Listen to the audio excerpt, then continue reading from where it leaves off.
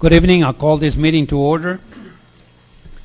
This regular meeting of the Judson Board of Trustees is hereby called to order at 7:03. I am very pleased that you have taken time to join us this evening. As the Judson Board of Trustees, we are here to set goals and policies and oversee the management of the district. We are responsible for approving budgets, contracts, personnel appointments, and to listen to reports from the superintendent.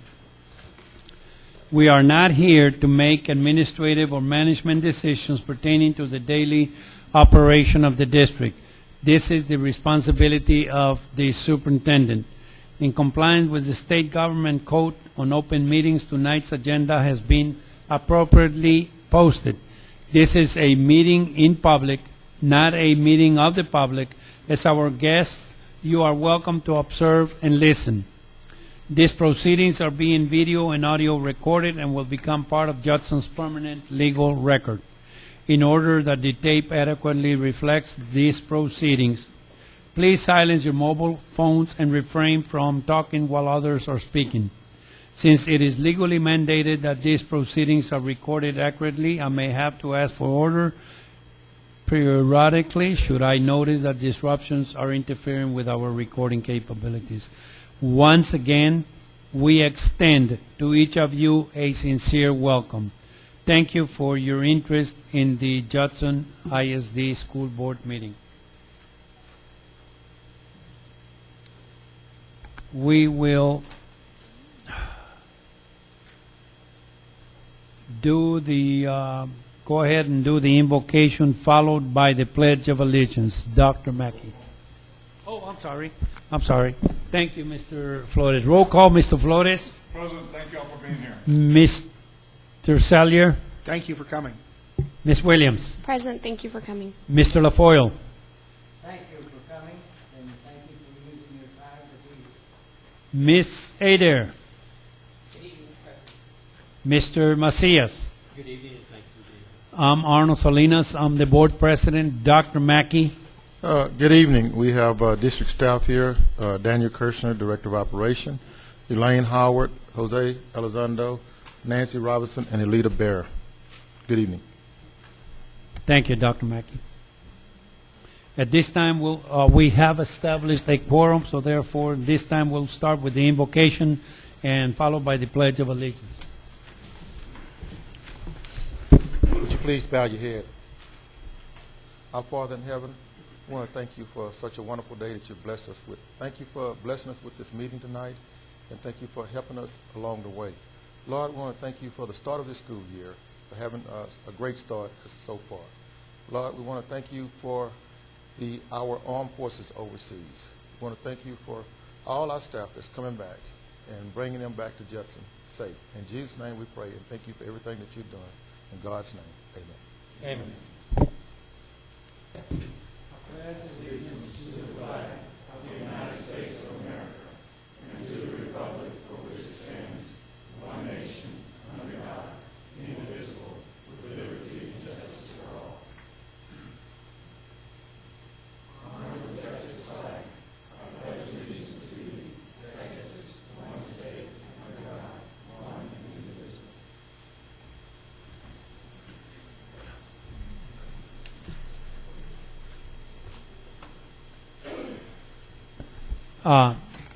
I don't believe we have any recognitions tonight, sir.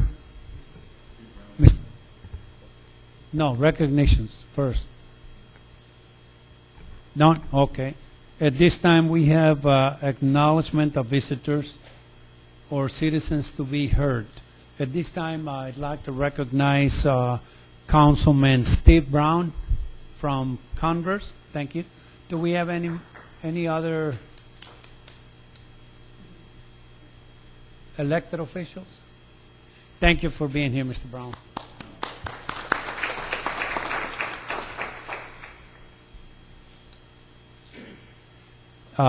Jackie, do we have any citizens to be here?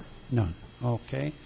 At this time, I'm sorry to inform you that our legal has arrived, so therefore we're going to go ahead and go into executive session. So that way we don't have to be paying fees while he's just waiting here.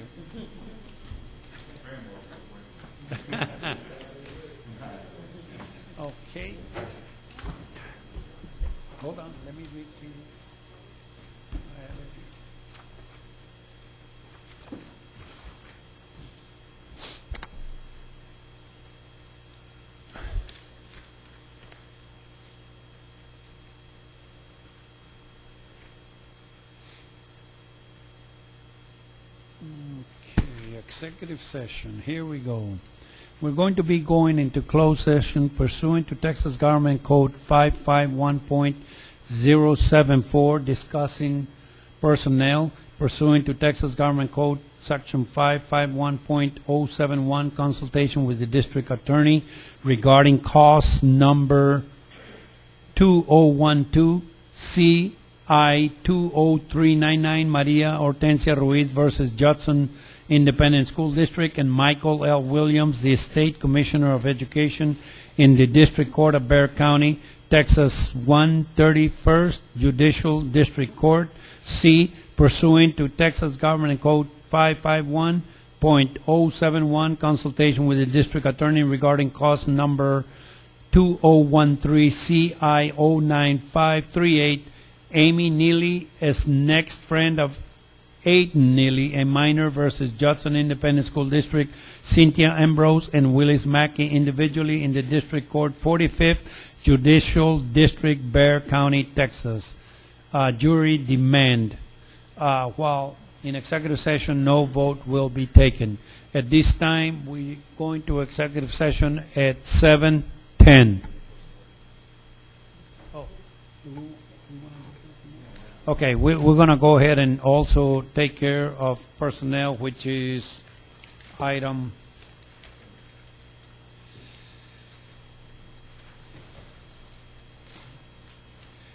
item 6F.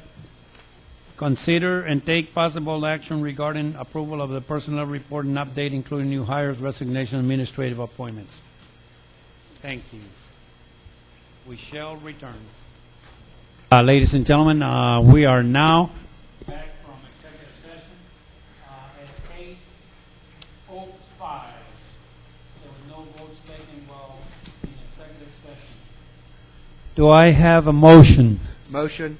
I make a motion that we accept our council's recommendation on the Ruiz versus Judson Independent School District. Second. We have a motion and a second. No discussion?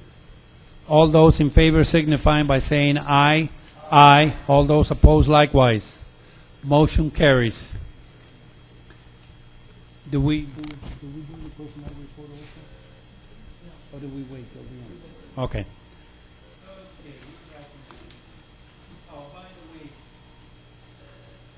we had a Mr. Sinclair who had requested to speak, but he had signed in the wrong place. Go ahead, sir. Come on in.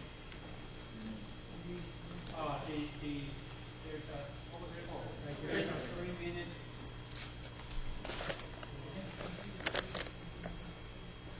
I didn't put. I didn't know what I was supposed to put.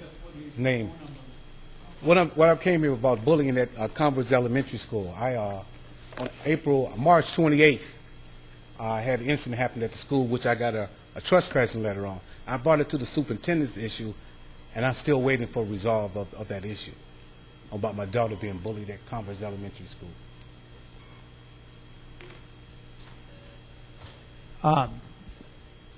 Mr. St. Clair, unfortunately, we cannot respond to your question, but the superintendent will get this information and will be in touch with you, sir. I've been to the superintendent. I went to TEA, and they took me back. I got another thing with TEA about it, and TEA's doing that, and they told me to have a meeting coming here with y'all, and y'all could address my issues.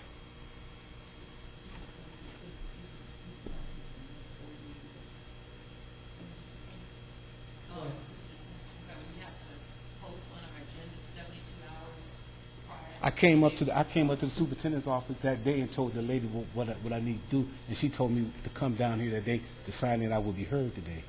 Right. Well, we can hear you, but we can't respond to you.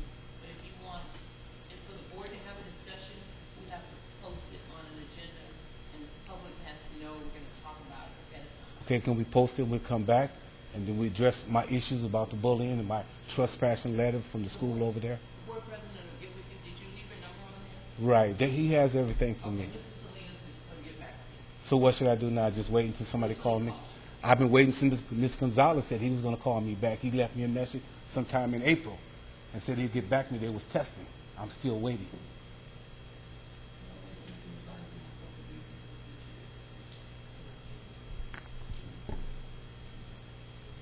Mr. St. Clair, I will be in touch with you, sir. Okay. Thank you very Okay, much. maybe we'll set up the agenda item for the next board meeting. Thank you.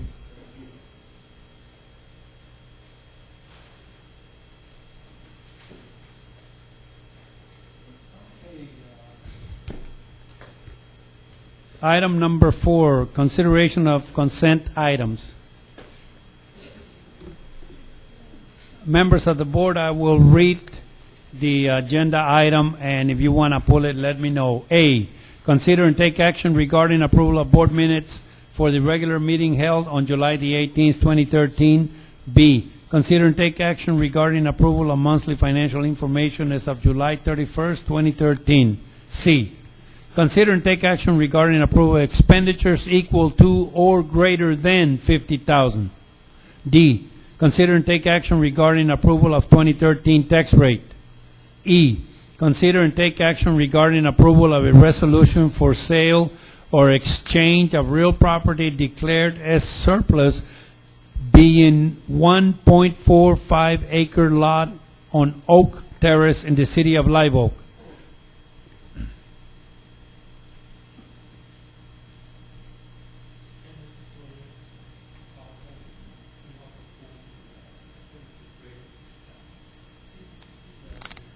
Thank you, sir. F, consider and take action regarding approval of request for proposal 1314, general and instructional supplies. G, consider and take action regarding approval of request for proposals 1315, property and casualty insurance. H, consider and take action regarding approval of request for 13-20 for excess workers' compensation insurance. I, consider and take action regarding approval of contract with Dallas County Schools for the Bus Guard Stop Arm Camera Program.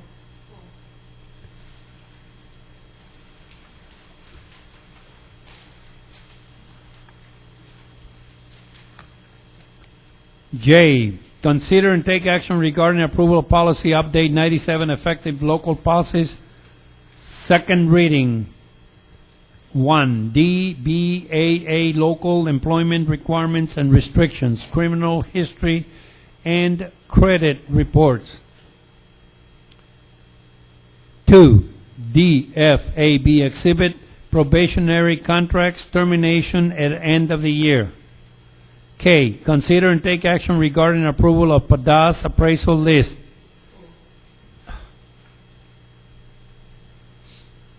L, consider and take action regarding approval of PADAS second appraiser list. M, consider and take action regarding approval of PADAS calendar. N, consider and take action regarding approval of principal appraisal calendar. O, consider and take action regarding approval of 2013-2014 student fees.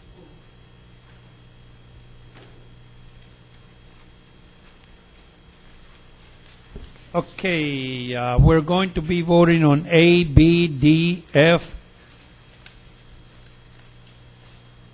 I, 1 and 2, L, M, N.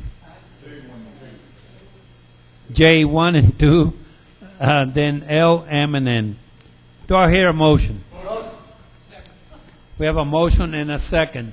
Do we have any discussion? Okay. All those in favor signify by saying aye. Aye. All those opposed, likewise. Motion carries.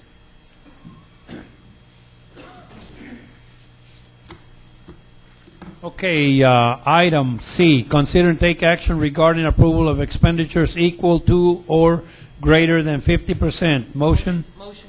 Motion by Ms. Adair, second by Ms. Williams. Mr.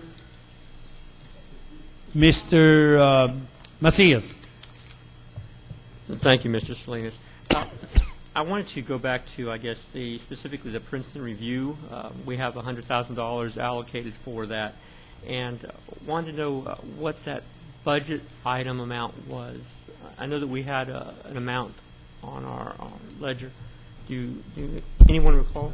$96,000. $96,000. So we're going to spend about $4,000 more, I guess, is what it looks like? I think the item that I saw this morning, the requisition they were entering was for right at $98,000. Okay.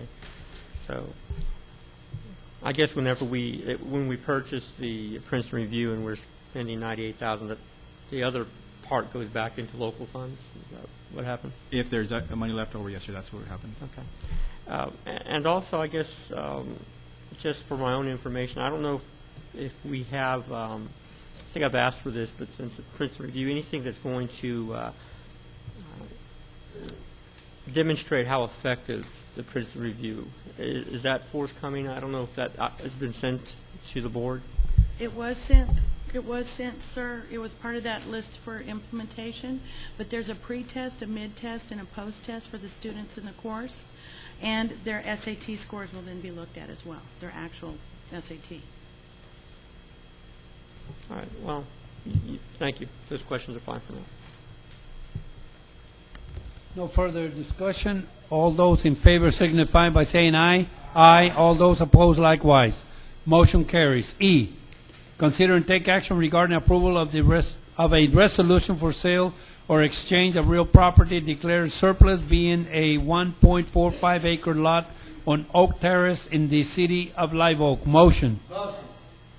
Motion by Mr. LaFoyle, second by Ms. Williams. Ms. Adair. Thank you, Mr. President. Dr. Mackey, could you explain that? A number of years ago, there was a bank that donated a piece of property or sold a piece of property to the school district for $1. It is on Palisades. If you go up towards 1604, there's a cul-de-sac right up here a little bit, and it's in that cul-de-sac. And so what is happening now, there's a developer that's trying to build a hotel, an apartment complex right next to our property here. And so we were visiting with them, and we have for the past number of years, trying to exchange a piece of property, the same size property, for the one that we hold in the cul-de-sac for one that's adjacent to the ERC building. And the idea is that we want to create a little bit of a buffer, a larger buffer between our building and the apartment complex, and we can also better utilize the property if it's adjacent to our property and for parking or what have you in the future than that other piece of property that we have that's not adjacent to our property. And in order, we're having to do this because the law requires that we have to have it appraised and offer it for sale in the event that somebody else offers us has a better offer for us to consider instead of this exchange of land. Ms. Adair. Yes, sir. I just want to ensure, so the exchange of property, the value is the same? It has to be the same by law, and if it isn't, whoever's value is lower or higher will have to ante up some money if that happens. But before we get to that point, the board will see this again to see what it is exactly that the offer was and what we're going to do, especially if there's going to be any money being exchanged. So what exactly is the board's motion? Just for us to declare it as surplus, and then y'all are going to go out and... That is correct. We're going to declare And it you'll as... come back when you have an offer, and then we'll vote again? Yes, ma'am. Okay, thank you. Okay, no further question. All those in favor signify by saying aye. Aye. All those opposed likewise. Motion carries. G, consider and take action regarding approval of request for proposal 1315 property and casualty insurance. Motion. Second. Motion by Mr. Salyer, second by Mr. LaFoyle. I believe that was Ms. Adair. Thank you, Mr. Oh, I'm sorry, Jose. Yeah, Mr. Macias, and then I have a question after you. Oh, okay. Yeah, thank you, Mr. Salinas. I have a couple of questions, and it may have been late at night when I was reviewing this, but I don't know who we're selecting for this. I know it sounds silly, but reading the memorandum from Mr. Ashmore to you, Mr. Elizondo, about it being divided, I'm just not clear. So who are you recommending? 52? Okay, so it's just McGriff. Each one has a recommendation. 52 has a So that's what it is. You're selecting three different vendors. Okay, which makes sense. Okay, so that's good. Well, thank you. That clarified it. That was a little unique in terms. 52 for the balance, 57. Yeah, that made it a little. My other question is this. I looked at this particular proposal and I noticed that at the bottom of the memorandum, it says this proposal is for 1 year, for a 1-year period, with an option for 2 additional years, 1-year renewals. I guess I've assumed in the past that the board would see those potential renewals, but I'm under the impression now that the administration would actually make that assessment. Is that correct? Yes, sir, that is correct. We review we ask these companies for renewals when these terms are up. They submit them to us. We evaluate them based on the price that they're offering and if there are any other changes, and then we review it with the superintendent and ask him if it's all right for us to renew it if we feel like it's in the best interest of the district to do that. If the prices deviate too much from what we're looking at, then we just say, well, we're going to rebid it and we're not going to exercise the renewal option. I guess I probably would like, I don't know if the board is given a report of these upcoming renewals or given some information as to how you derive at the decision. I'm sure you guys make your assessment and do your work on that. But I sometimes feel a little bit out of the loop in terms of the renewals. I don't even know they're taking place. So I think for the board to be more informed, it might be best to present this at least as a discussion in some capacity, say, hey, we're going to be moving forward with our recommendations, just so that we're aware that Company A is doing a phenomenal job. But what's some feedback on that, Dr. Mackey? What we normally do, if there's no price change or something like that, we even do it with health insurance, things of that sort. If there's no price change or things of that sort, then we'll, and they've done a good job in servicing our district, then we'll go with them an extra year. However, if there's a substantial price change or things of that sort, then we'll bring it back to the board, open for bid. So, but sometimes the way I look at it, say for instance, they're going to give us the same price. We talked to a couple of vendors, and they telling us the price is going up. So it'd be in the best interest for the district to freeze that price if we can negotiate and keep that price, rather than going out for a bid and then getting a higher price. So we do our due diligence on that and make sure that the district is getting the best purchase for the district at all times. Well, and I commend you guys for trying to do that and making sure you have a watch for that. I'll just speak that, while we're talking with the community, we may hear of an issue regarding, say, property and casualty. I haven't, but I'm just putting that as an example. And so our opportunity to address that would be with you guys. But if we're not even aware that this is all happening, we're not able to put any of our recommendations from what we may be hearing in the community. So since you guys have to compile the data anyway to say they've done a good job, I would just think it'd be easy to provide that information to us as well.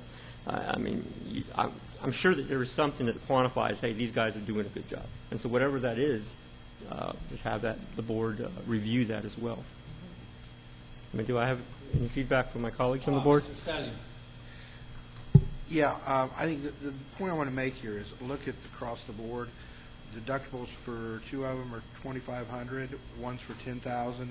The one we chose. What page? We're on page 53. Look at page 53. Okay.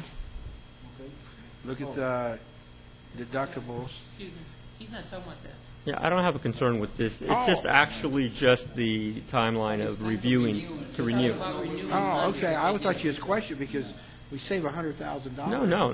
By $7,500 deductible. Okay. It's the renewal aspect. You're talking about the renewal process, not this actual. Yeah, because I noticed on the bottom of this memorandum, we're going to renew them for an additional 2 times, 1-year renewals, after we've approved them today. The option. We don't have to do it. We just have the option. I understand that. For me, Mr. Said, Good. I don't want to bring it to the board, but I don't have a problem if the district administration wants to provide a report saying we renewed these many or we're going to renew these many, but to bring all of those to the board, I think would be a little bit cumbersome because the amount of renewals that we do, but I don't have a problem with being informed. I mean, I'm sorry. I thought you were questioning why, and I mean, the numbers are right there, $150,000 difference for a $7,500 deductible. Okay, Mr. Flores.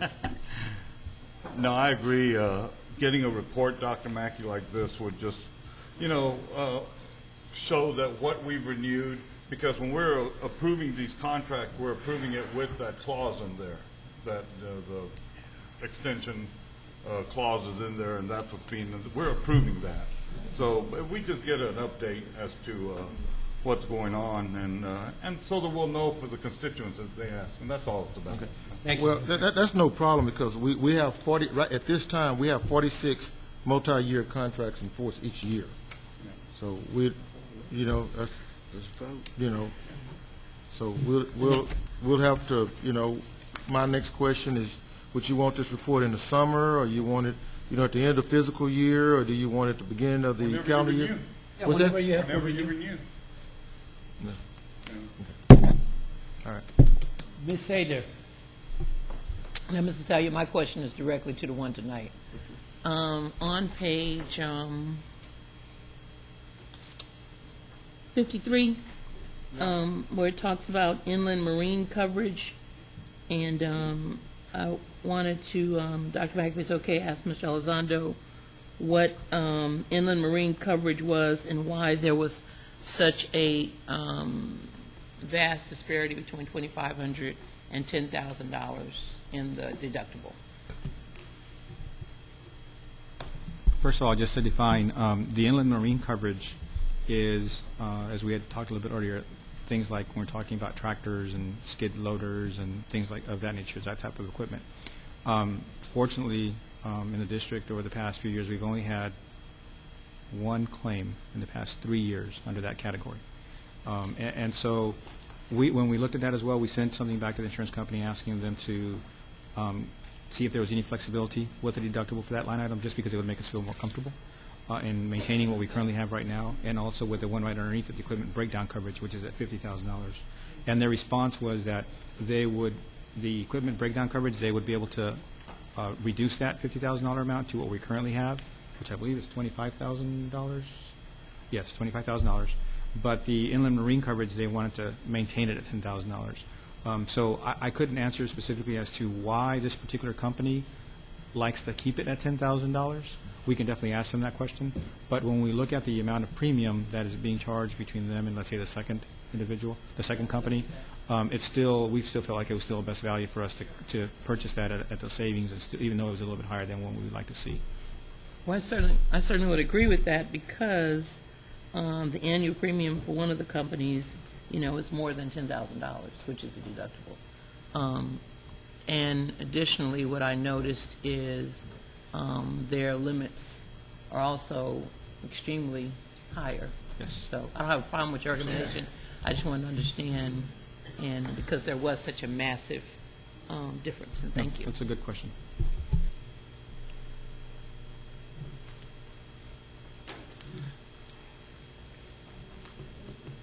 Okay. Anybody? Oh. It'd be brief.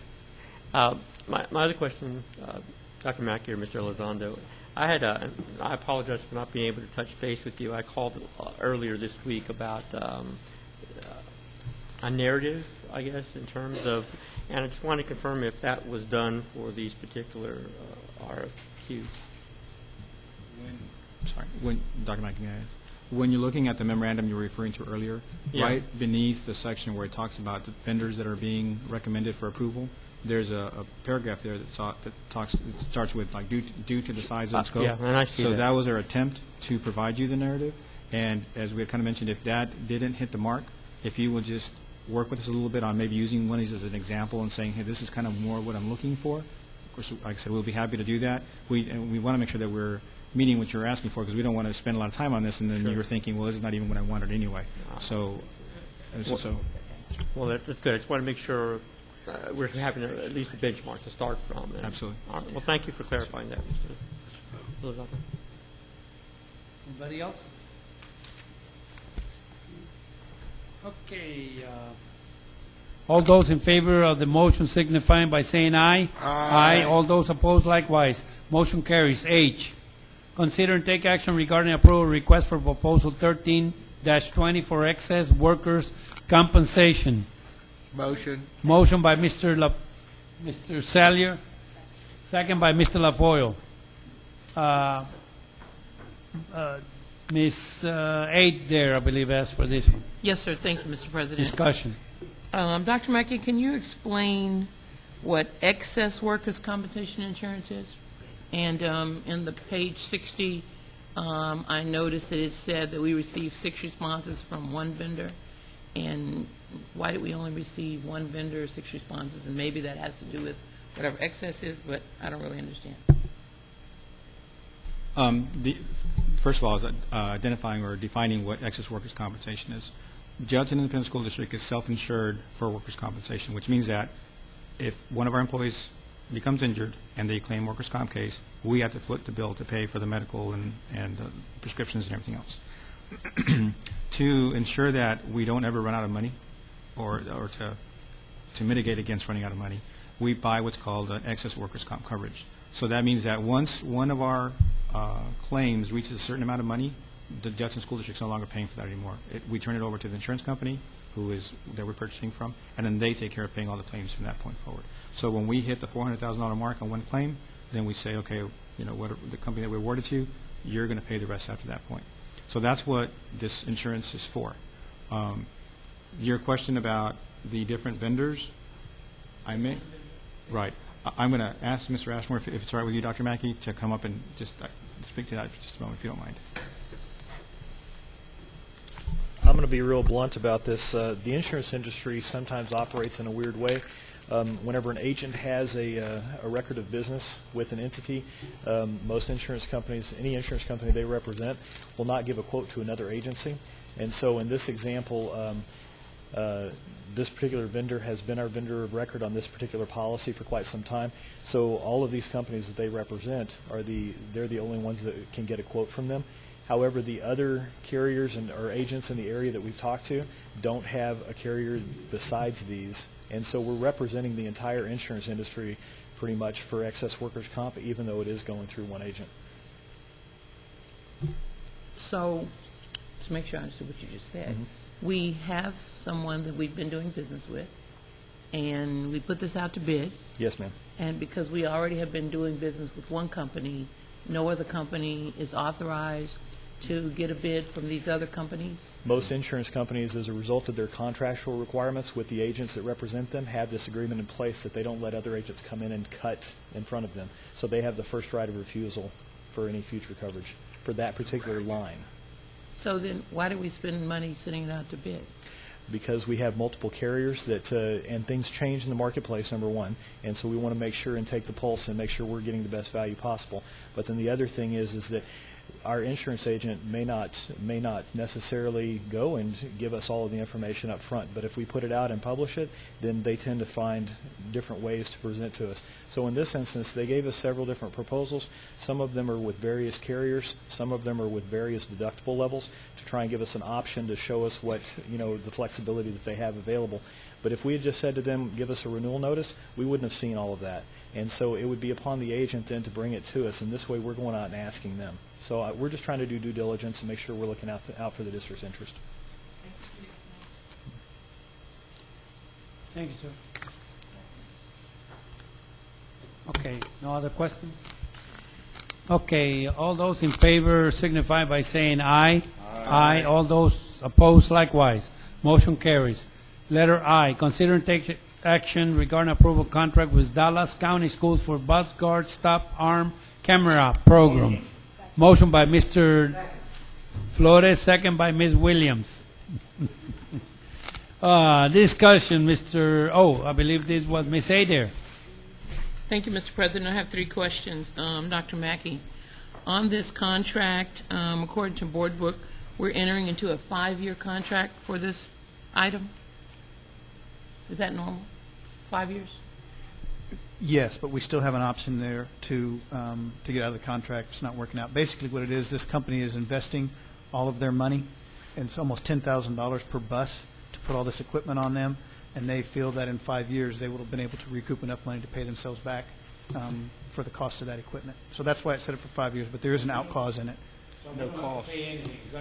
That's correct. We lease. We pay a one-time lease per bus of $10 from the original installation. Okay, that leads into the second question. What I read is, this stop arm camera, they're going to install a camera on our bus, and the camera's going to record if a car passes the bus.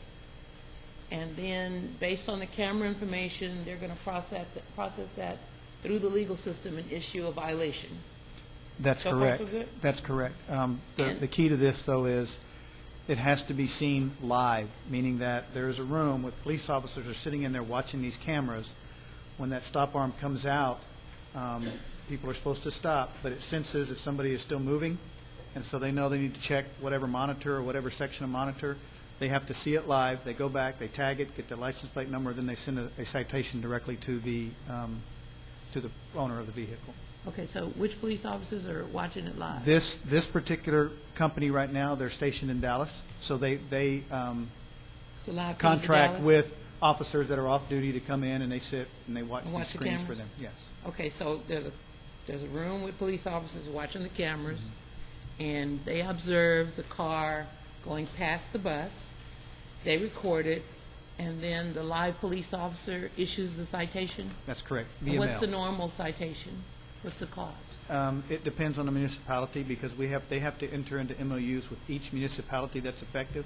They're at the door right now with San Antonio, so that's why they're saying, okay, it's time for us to get this contract running because we're just about to make an agreement with San Antonio, and they feel like once that happens, then they're going to start hitting And they'll pick our up other Converse and municipalities. Kirby and Live Oak and That's UC? correct.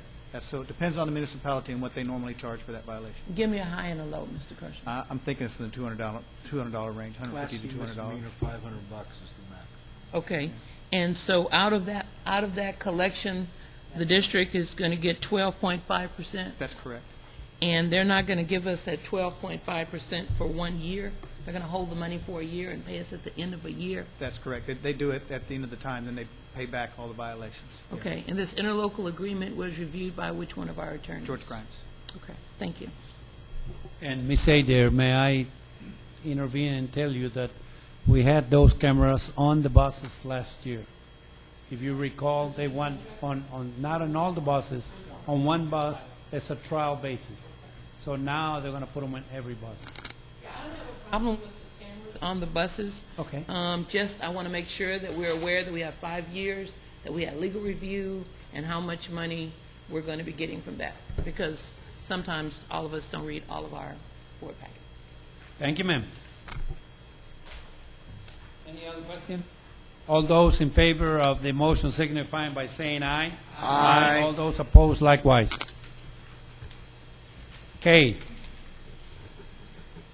Consider and take action regarding approval of PADAS appraiser list. We have a motion by Ms. Williams, second by Mr. LaFoyle. Ms. Adair. I wanted to make the motion to change the names. So I move to amend the motion to include the added employees as listed on our personnel report. Second. We have a motion and a second. An amendment. Is that what you said, ma'am? Okay. We're voting on the amendment, correct? Yes, sir. Okay. All those in favor, discussion on the amendment. It's personnel. We can't discuss. Okay. Oh, okay. Thank you. All those in favor signifying by saying aye. Aye. All those opposed likewise.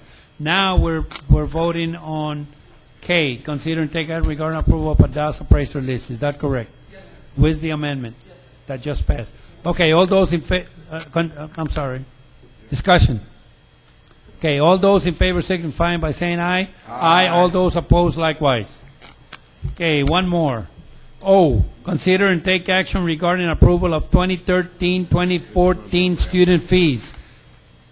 Motion by Ms. Williams, second by Mr. Flores. Ms. Adair. All right, Mr. President.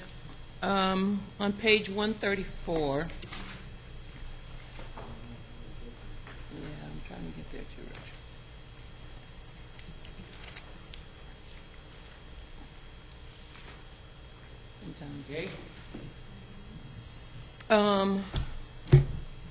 The PEP squad, is that for both schools, that fee? Says WHS and JHS.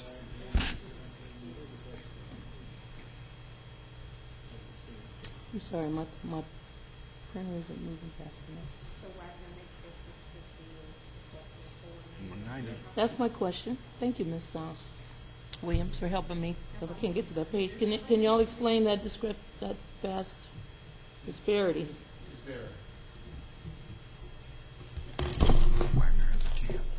The discrepancy there is, I believe, up until a while back, we were providing some monies to each of those campuses, and then when we stopped, it just kind of stayed as that. And when we submitted this to the high schools, they left it as it was. So it's still the same amount. Yes.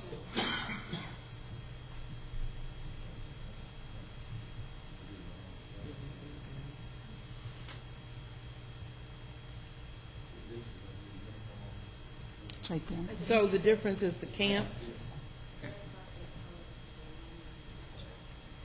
And I have a note, and the students are notified of their ability to obtain a waiver if they can't pay. In what manner?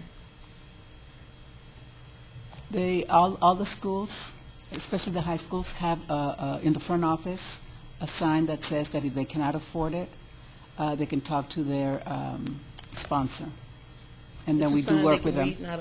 No, it's a sign. It's a big sign. It's a big sign, and we do let the students know as well. Okay, and if you look at Kitty Hawk versus Kirby, What page? yes, sir.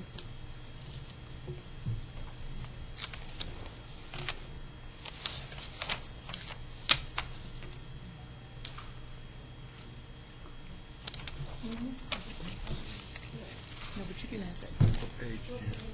I'm looking for the page on the middle schools or on 131 and 130. Let me find it for you. Oh, page 131, Community Service Club. What is that? Kitty Hawk Middle School Help Club, $15. Kirby Middle School Heritage Club, $20. What's a community service club?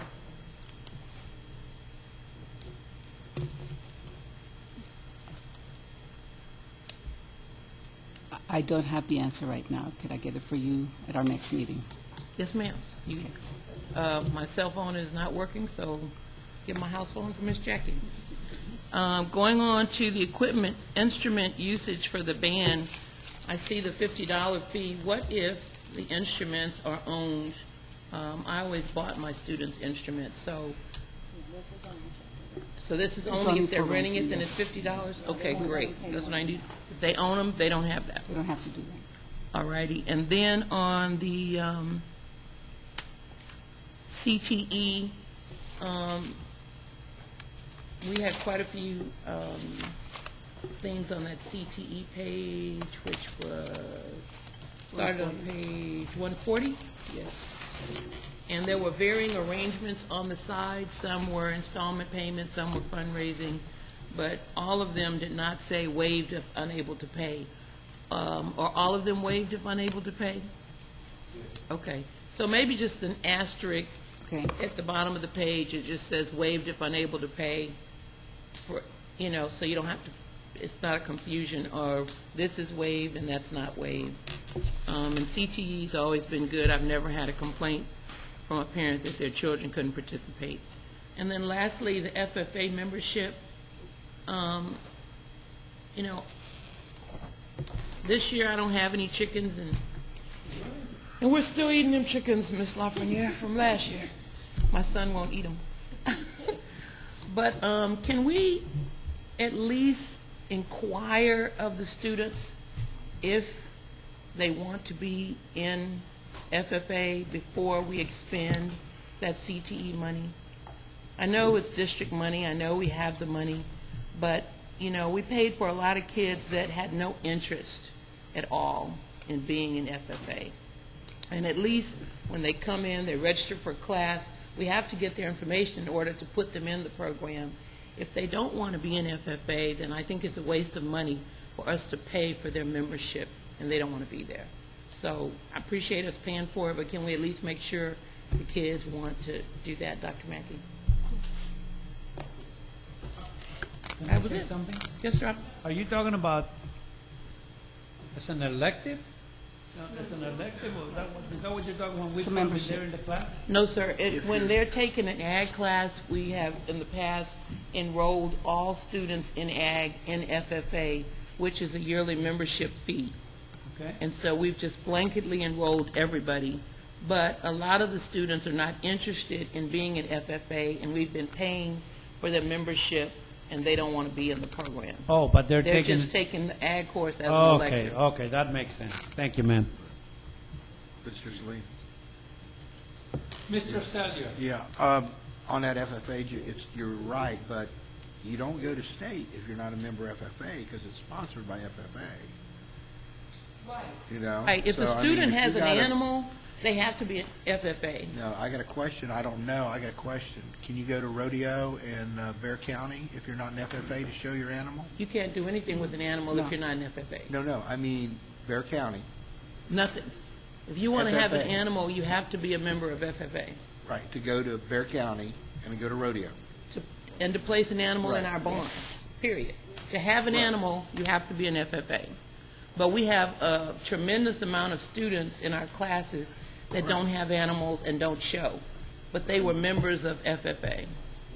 Yes, sir. I think what he's saying is, can you put an animal You in? can't go to Bear You County can- and you can't go to rodeo if you're not a member of FFA. You can't be. You can't go, right, you But can't it go. starts at the school level, so you can't do anything with your animal anywhere if you're not in FFA. Is that correct?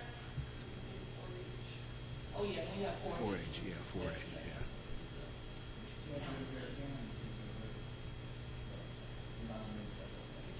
Bear County and you're a member of 4-H, you can participate in the Stockport rodeo.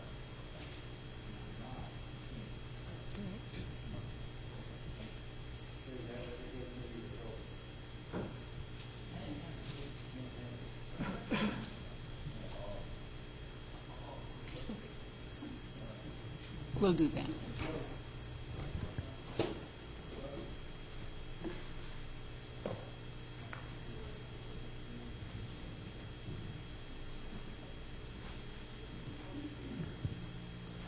No more?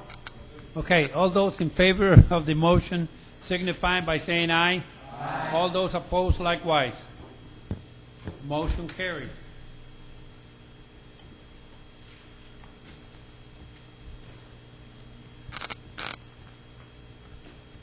Item 5, discussion items and reports. A, Superintendent Report. Dr. Mackey.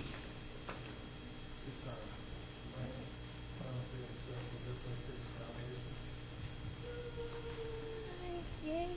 I'm excited to share with you our 2012 year in review. If you want to look at your screen, I'm going to pull it up. Yes. Yeah, it's going to come up there.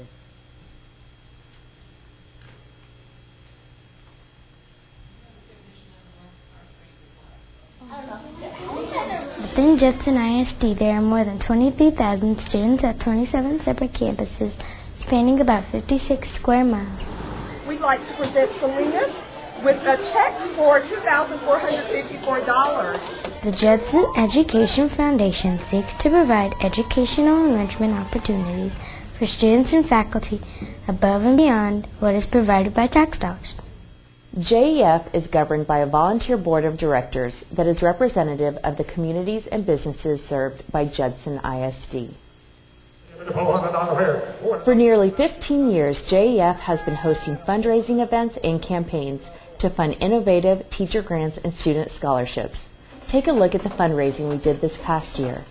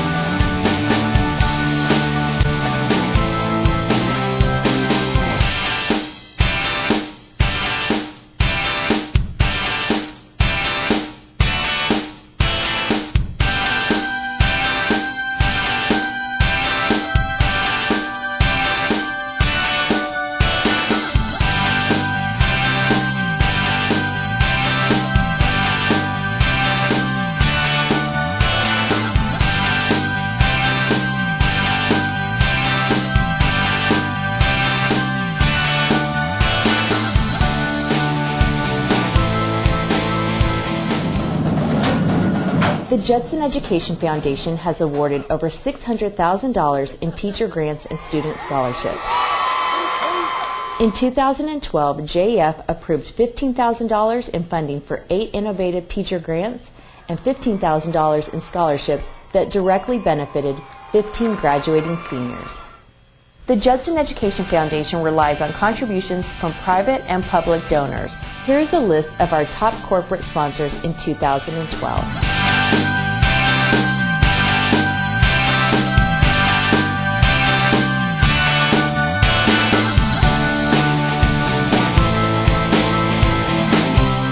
All gifts to the Judson Education Foundation are tax deductible.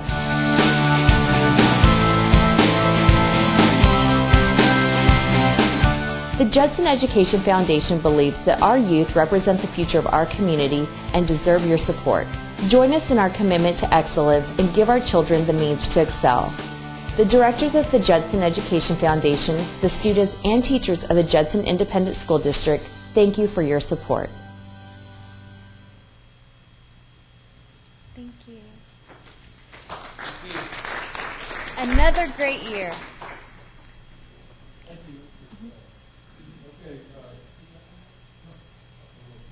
Let me just talk about them real quick. Ms.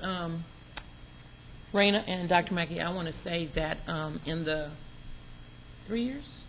I'll have my 4th year here in next month, actually. Yes, that the foundation has grown, the revenue has grown, and the business partnerships that you also work with has grown. And, just on behalf of the community that we also represent, we really appreciate what you do in the foundation, and we appreciate all the volunteers that volunteer with the foundation. And everything that you saw, that work is done with volunteers and Ms. Rayna and Ms. LaFoyle. He's a volunteer too. And yourself as and well. myself, but yeah. The volunteers are what really make up the foundation. And we couldn't have a foundation and give teacher grants and scholarships, student scholarships, without the Judson Education Foundation. So we just want to put that on the record. You've done great in your years, just growing. When she presented as well, has it been yet? I'm actually presenting at the San Antonio Area Foundation, and it's a 3-hour course on event planning that I'm doing. And in addition to that, the 3 hours, it costs people about $60 to attend. They're giving the foundation, I negotiate with them, half the money. And so we could get actually up to $900 if we have 30 people attend from around San Antonio and beyond. They drive in from Austin, Dallas to come. So I think it's a very proud moment for our foundation to be asked to be a part of this and speak on behalf of the great work we've done. Oh, also, we must recognize our liaison board member, Mr. LaFoyle, who's been there for a number of years. Thank you very much for your service, sir. Yes.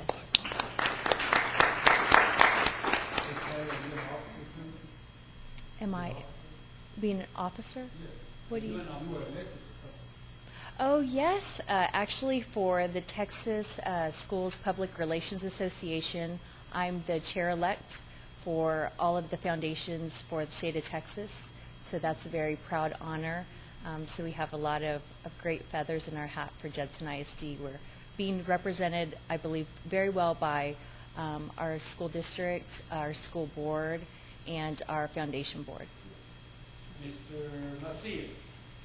What? I'm here. I'm going to serve again this year, I hope. I really enjoy serving. It's okay. Mr. Nasir. That's a shout out. I wasn't aimed for the seat, Mr. LaFoyle. You're good. And your congratulations, as a matter of fact, for being chair-elect. That's a wonderful testament to all the hard work you're doing. Now, I guess you help to explain a little bit. The foundation reports to the board in terms of all of its financials. Is that correct? That is correct. We had an MOU, I think, that we authorized a few years ago, I think. And so how often should the board be having reports on I guess, the finances for the foundation? Do you know? It's actually an annual report that we provide in addition to the state of the foundation. There's about 8 different parts of it that I review every year for you to make sure that you get everything you need. For example, part of our agreement between the foundation and the school board is to have a liaison that's appointed. It's having an annual report that I do, the state of the foundation, doing an audit every year, making sure that we have our secretary is the superintendent, for our foundation. So there are a number of items that I put together, as part of our financial report and, whatever information you need. All of our meetings are also open, so any of you can attend at any time as well throughout the year. And a follow-up to that, and I'll just put out there that when I was introduced to Judson, I did serve as a Jeff board member as well, and so it was a great experience. But I do recall during my time as a board member for the foundation that the philosophy, I guess, was to be an independent foundation, separate from the connection to the district. But that's changed a bit. Since you do work with other foundations, what's been pretty much the commonality? I mean, you've been working with Northside and everyone else. What's it look like out there? I regularly work with the other school districts, and I think that they found having the support from the school board, the support from the superintendent has been crucial to the success of the foundation. That's number one. The second thing that I found is that they've all stayed working under the school district, at least positions like myself, and then most of the school districts have additional personnel because their school districts are larger. And they've all stayed connected with the exception of, I know Alamo Heights ISD, but they do have over $5 million in their endowment. But as far as I know, when I've talked to other schools and asked them personally, either their board members, some of their superintendents, and also their executive directors, will they ever split? And they never want that to occur because of the close connection that they're able to get with the business partnerships and the access that they get from the staff and the community. So. Okay, good. Well, thank you. And I guess one last question. When I guess you had a strategic session not too long ago? Or? Actually, we had it a year ago, and now we're having it every 2 years or 3. It's really up to the board, and we're going to discuss it in September. And actually, at our September meeting, I'll be providing a scorecard of our strategic planning meeting, how we've done thus far, and we seem to be on target with pretty much, if not all, of the items that we put forth, I guess, a year ago when we first did the strategic plan. What are those lofty goals? We have a number of them. One was to increase our PR through social media. So we've created, or actually opened, backed up, and made active our Facebook page. So that's been something great for us. I know we have at least an additional 100 more people since we've done that several months ago. Also, we have a Twitter account. Not as active right now, but we do have one. In addition to that, we had a very large increase of 25% of the money that we fundraised, so we have that as one of them. There were about 8 different ones, but it's also just doing PR activities. We even have an event next week that I kind of just found, like, is there a way we can build a better partnership and also raise money for the foundation? So last Wednesday, I met with Dee Thomas in professional development to see if we could do some kind of like business vendor fair, because I know a lot of the businesses that contact me through business partnerships, they want to be in front of our staff. So I created an opportunity for them where they could be there at Judson High School and Wagner High School next Wednesday for professional development that's being done. We'll have 800 staff members mandatory at each of these schools.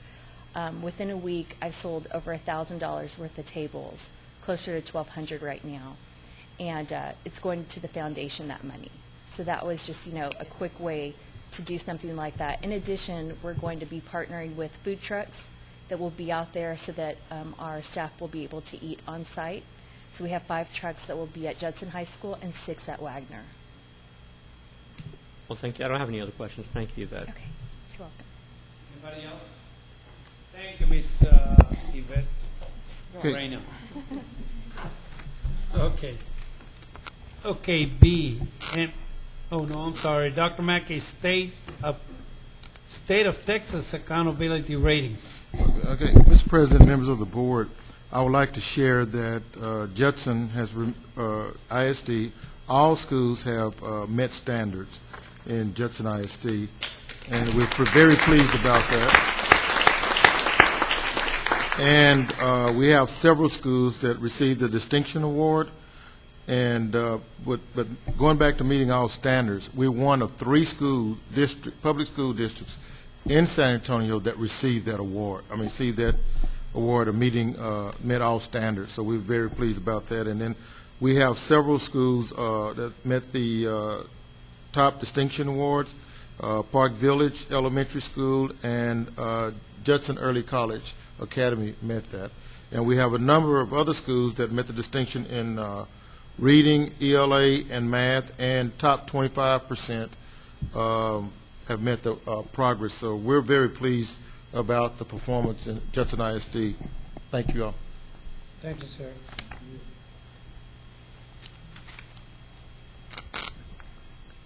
B, immunizations, Ms. Williams.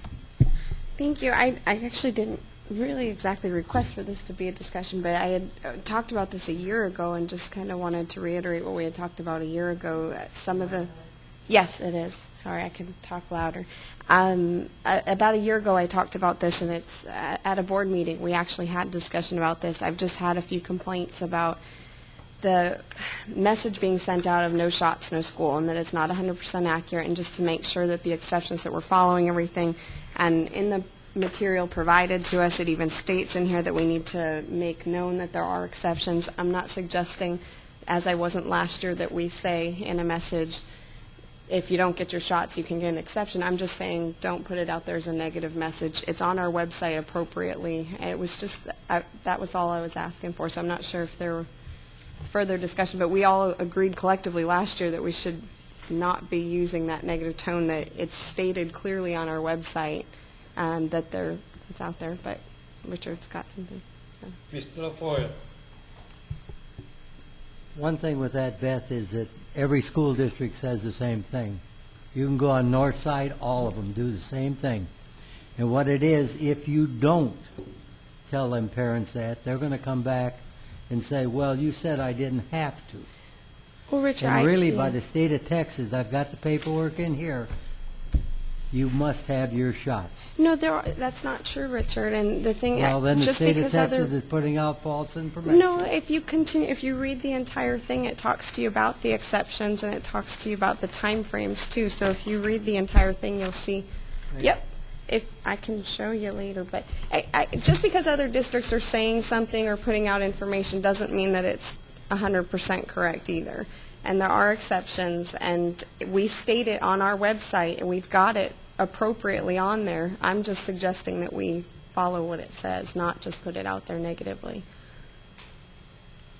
Like I say, if we don't put it out there, they're going to come and say, well, you didn't say I had to. You can say they're up to date, have your immunizations up to date, but there are exceptions. Well, if that's they're all up I'm to saying. date, then they have the right shots. No, that's not necessarily true. There's exceptions. There's forms. There's information on the website, and it's there. So I'm simply saying have your immunizations up to date is different than no shots, no school.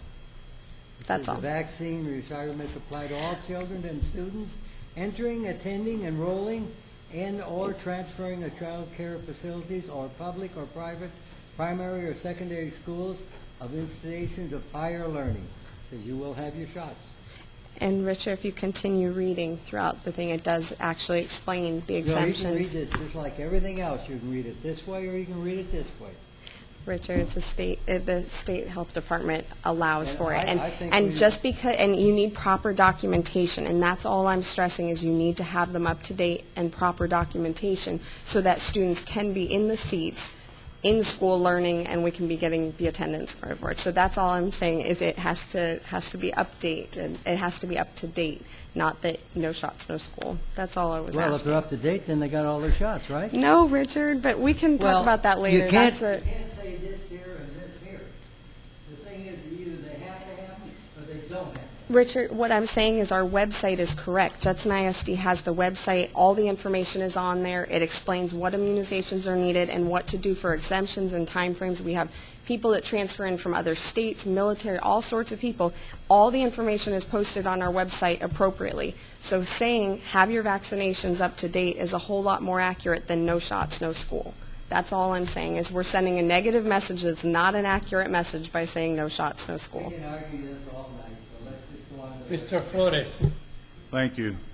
You know, Beth, that's just a statement that we're making, because 98% of the people do not fall into the exception. There's only 2%, you know. So when you're saying no shots, no school, that's just saying you've got to get these people attention. And that's all it is. I appreciate that, and I think that's what Richard's trying to say too, is you get their attention, and I agree with that, but you have to be accurate as you get their attention. That's all I'm saying. Thank you. If I remember correctly, at the end of the school year, every school, whether it's middle school, high school, or elementary, the school nurse will bring in the students and give them a piece of paper saying, these are the shots that will be required in August. Make sure and tell your parents. And I think sometimes they even mail it to the parents. So the information is there. It's up to the parents. Now, the problem is that sometimes as parents, we wait till the very last minute and say, well, no, I'll get it tomorrow. And then school starts, and then they go to school and say, oh, I'm sorry. I'm going to have to go ahead and take him to go get his shots. But there should be no excuse, because everybody's given a notice. And like you said, it's on the Judson website, so we should not have any problem. Thank you. Mr. Sellier. Yes, you're right, Beth, it's correct on the website. But here's the problem. Some of us more senior people who grew up in the 50s and 60s out there remember measles, mumps, rubella, and polio and the death rate.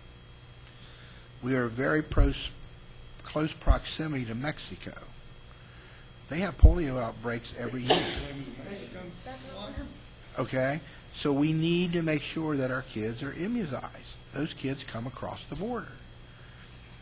So, I mean, in the no shots, no school, Beth, that kind of come from the health department, not us. That's the health department's motto. Okay? It doesn't need to be ours. Well, we're wordsmithing here, okay? Your immunizations need to be up to date, which means, to me, no shots, no school.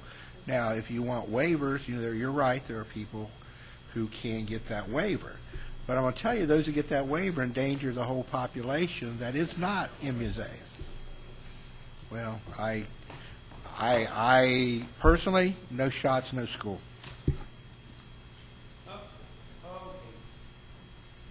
Thank you very much. Let's go to C. Discuss teacher contract extensions update from administration. Mr. Macias. Mr. President, we back up. As far as administration, we just want to know what y'all want us to do. I'm just trying to figure it out. We've been a whole year and been going over this. Y'all tell us y'all don't want us to put it, y'all don't put it or something, or what y'all want us to put. We just need to know something. Instead of, so I don't want to be, it's just carrying on. We need to make a decision on this. It's on the Judson website, posted correctly, so we don't have to tell you what to do, sir. You all have posted everything, so there should be no problem. Now, if a student shows up without no records of having their shots, then definitely the administration needs to make sure and talk to those families and tell them there's some options available, but if you cannot get those options, I'm sorry, you are going to have to get your child immunized. But see, that's just something that I put up there last year just to do that and moved on. But now, principals, they have the discretion to put little things on their bulletin board, no shots, no school. So you telling me to get something to every principal, put on the bulletin board, do not put no shots, no school. I think that's fine. We're not voting on it. No, I mean, I'm just trying to figure it out because we're leaving out here, and I still don't understand what y'all really want out of this. I'm confused about this. Yes, Ms. Adair.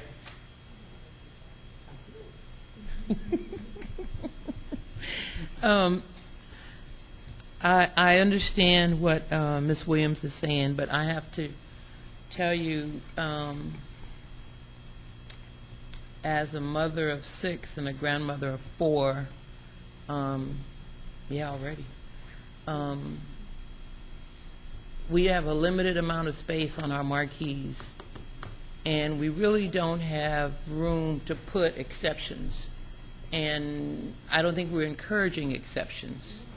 So if the website is correct, and in the school nurses, they have the correct information when the kid comes in and they don't have their required immunizations, they're given the information so the parent can make an informed decision, then, which is what we've been doing. That's fine with me. I can only speak for myself. We had a health fair at Judson High School. We gave immunizations. Coach Tanner provided us numbers. We had lines around, and the government is not being as cooperative. Next year, we won't be able to give immunizations at a health fair. So it's going to be even more imperative that parents take the lead and have the required shots done. And I just don't want, I don't want to advertise an exception. The exception is not easy to obtain. I don't know if I missed that part, but you got to get the form from them. You got to send it back to them, get it notarized. They're cracking down on the exceptions. So if you're asking, that's my opinion. We just need to emphasize, and whatever parents out there watching this board meeting, no shots, no school. Mr. Macias. I think that I didn't want to even talk about this, but we keep bringing it up, and Dr. Mackey needs some direction. It really is about sensitivity. When it comes down to it, just be sensitive and respectful to our parents. And so when you say no shots, no school, it's very downgrading, I guess, degrading in certain. I get that impression, but I'll tell you what. If you have that marquee and space is a limit, no shots, comma, no school is 16 characters. Get your immunizations is 20. I'm sure we can fit that in there, and you could abbreviate immunizations. It's nicer. I mean, it's just PR. I mean, Mr. Lindstrom can be involved in that. But it's supposed to remind you to get your shots. Without saying it, no shots, no school. But I won't say any more about it. We got other more important things, but that's basically the bottom line. I think, well, to give Dr. Mackey some direction, I think everybody should do call them up on what they think about it, and you take it from there, Dr. Mackey. Give me a call, we'll go for it.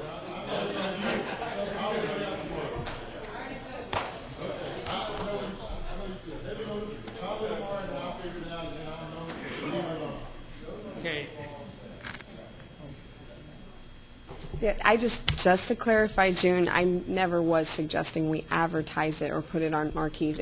I think Jose said it a whole lot more eloquently than what I was. It's simply, I've gotten a million phone calls about the health fair and how well it was done and how it was advertised, and it was great, but there was nothing negative about it. I've gotten phone calls and emails about how negative the message, no shots, no school is, and it does put parents off. And I think welcome back is a whole lot nicer than no shots, no school when you're driving past our marquees. And so, Jose, thank you. That's all I was simply trying to say. Thank you. Okay.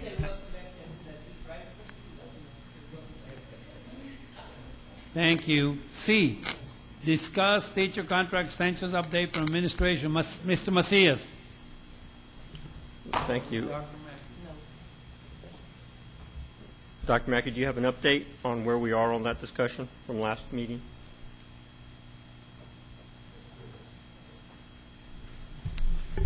Mr. Macias, I was requested to research what other school districts are doing, and I have presented a report to the board that the area school districts, there are some that are offering 2-year contracts, but you will observe that they are only offering that to district level administrators.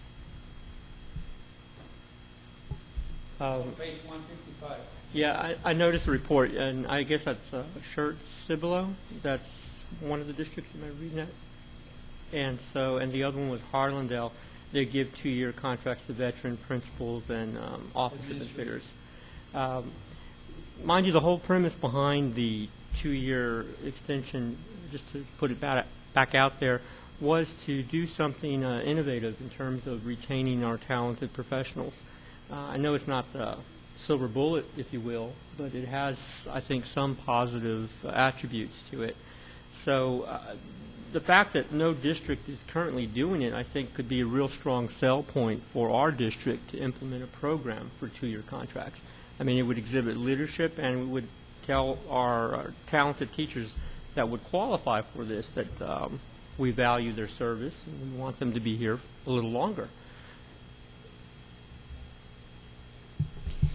If I may, Mr. Macias, one of the efforts made by the school board over this past year was to look at how we issue waivers to our exceptional teachers. And currently our exceptional teachers are on waivers, that they can be on waivers for up to 2 years. What that basically means that is through the evaluation process, if they were lacking or non-performing, then they could potentially be recommended for non-renewal. These waivers essentially communicate to them that because you are waived for evaluation, your contract, you're in good standing. There's no contract question regarding you.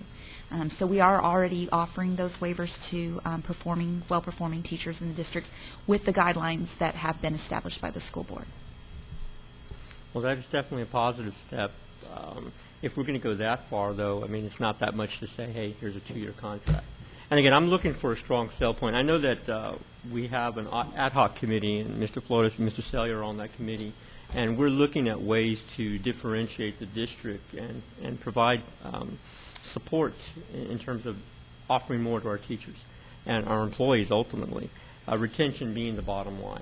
So I guess I'll re-examine, I'll look at the data, I'll talk more about it in our ad hoc meeting, and we'll come back with something. But this is obviously an opportunity for my colleagues to kind of give some input to at this point, what some of their thoughts are. So I'll defer. Okay, sir. Thank you. D, discuss parental engagement resolution. Mr. Macias. Yes, this is a continuation of the PTA conference that I attended last month. And when I was there, I was looking for a resolution or a policy for parental engagement and noticed that we didn't have an active policy. At least I couldn't find a board policy for it. So I started thinking that we should probably think about drafting a resolution for parental engagement and include in that resolution a commitment from this board about the type of parental involvement we'd like to see in this district. And so just to put it out there as a brainstorming type of thing, some of the commitments were that we would help ensure that there's representation at every school, that we would have quarterly meetings with all PTAs or PTOs at district offices, things like that. And again, we haven't even met with the PTAs or PTOs to find out what's important to them. I would imagine that would be a real important part of the process. But developing that resolution so that we have a map of what we as board members would expect in terms of parental involvement and what parents want from us, I think would help really put some momentum behind the lack of parental involvement that we've had historically.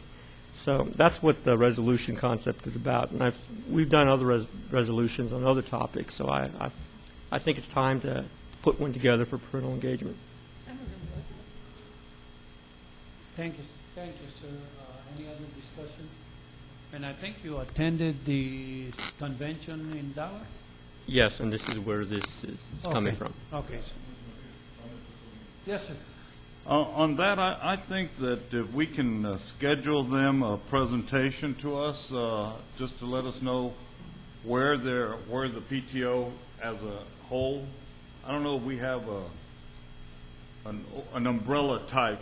I know each school has their PTOs and stuff. Yes.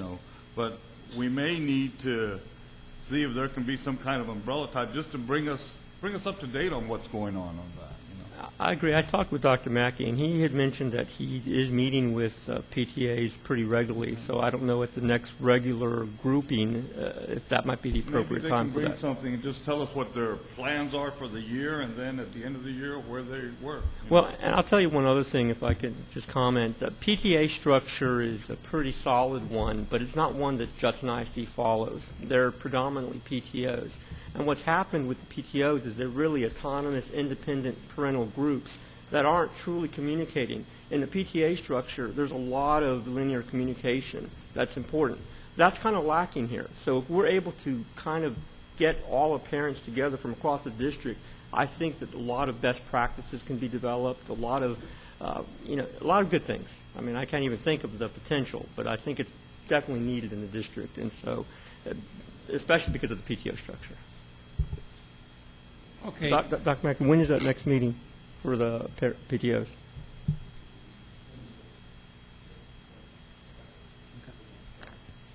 Okay, Thank you. thank you, sir. Item E, update on board advisory committees. There will be, as you know, we have combined the Long Range and Curriculum Committee as one, and Finance and Building and Construction Committee as the other one. We decided that we're going to go ahead and have a welcome and introduction of those that were members of the particular committee, so that way they can decide which one they want to stay with. And they will be electing a chairperson and co-chairs. We will have board liaison and alternate liaisons. And so you are welcome on Monday, August the 19th at 6 p.m., and that will be held at the old boardroom upstairs at 6 o'clock. So come and join us, and I believe Mr. Linscomb had put out a little information already, and we received a couple of people. Miss, how many did you say? There's at least 10? At least, and I'm still busy now. Okay, make sure and send them an email and invite them to this meeting. That is great. Thank you very much. So we're up to a good start. And that's all I have as far as the committees. And, of course, we have our ad hoc committee, Mr. Macias, Mr. Sellier, Mr. Flores. And the reason they will not make a update because they have not finished. When they finish, I promise you they will be giving us an update here in public.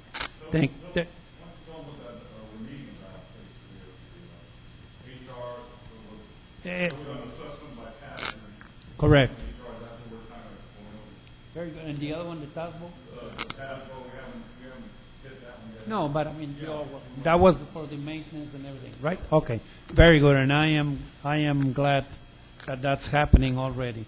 And also, is this the time we can go over the calendar? Okay, very good.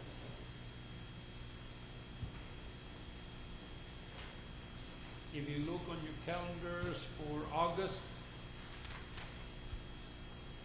we have board meeting tonight. Let's see. Monday, the committee meeting. Tuesday, we have the district convocation, and I believe it's broken into 4 sections, sir.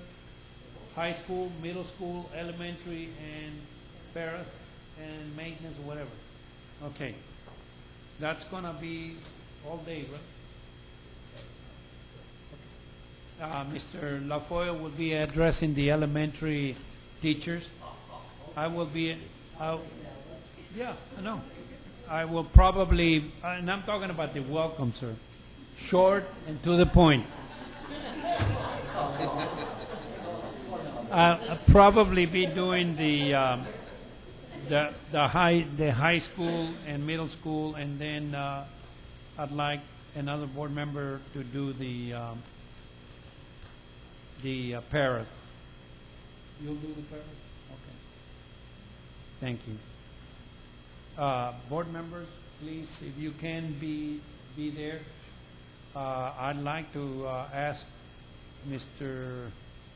Salyer to give us an update on the Monday luncheon on the new employees.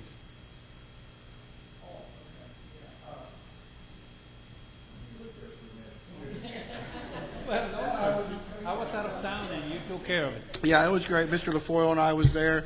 Dr. Mackey, if you were there, it was a great speech on family problems. Nothing but use examples of own family, huh, Dr. Mackey? It was great. Hey, these teachers are excited. I sat with 5 brand new teachers going to Kitty Hawk. Let me tell you, they're pumped, man. They're pumped. We kind of discussed the round robin. That we got teachers coming from Comal and New Braunfels to here, and they're excited. I mean, you can actually tell in that room that people weren't just here for a job. They were excited to be at Judson. We talked to a lot of them. Mr. LaFoyle, he talked to all his folks down there at the other end. But he was sitting with our principal from that school that did real well. He was right back there. Didn't want to call her out. But I can tell you something. When you look at a cultural change of an organization like Judson has, when you walk into place this year already, you feel the jazz, as I call it. There's a jazz this year across the district. I visited with some of the schools already, walking through there, and I'm telling you, there's a pump out there. And I think part of it is you look at our scores, and I'm going to steal some of Nancy's. You got our 5th grade scores this year. You've heard my stuff on 5th grade, right? 5th grade reading scores dictate everything. We got some great 5th grade scores, so Okay. It's there. Thank you. Thank you very much, sir, for that report. I sit with a group of Wagner, brand new teachers. 2 of those teachers graduated from Wagner High School. Now, isn't that great? We've only been there 6 years, and we're already getting teachers back into the school that graduated. And you knew him before?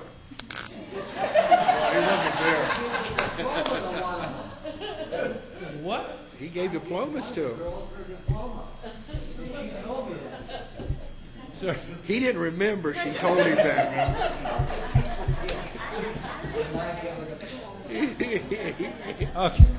Okay. We have a very, very important meeting concerning the state of Bexar County Schools by Bexar County Coalition of School Boards. This is going to be downtown at the UTSA. At the UTSA campus, it's going to be, we're inviting legislators. Right, all the elected officials, not Elected just officials legislators. that are going to be, and we're having them for a breakfast. And all board members are, we're having them for. Anyway, we're going to eat their lunch too.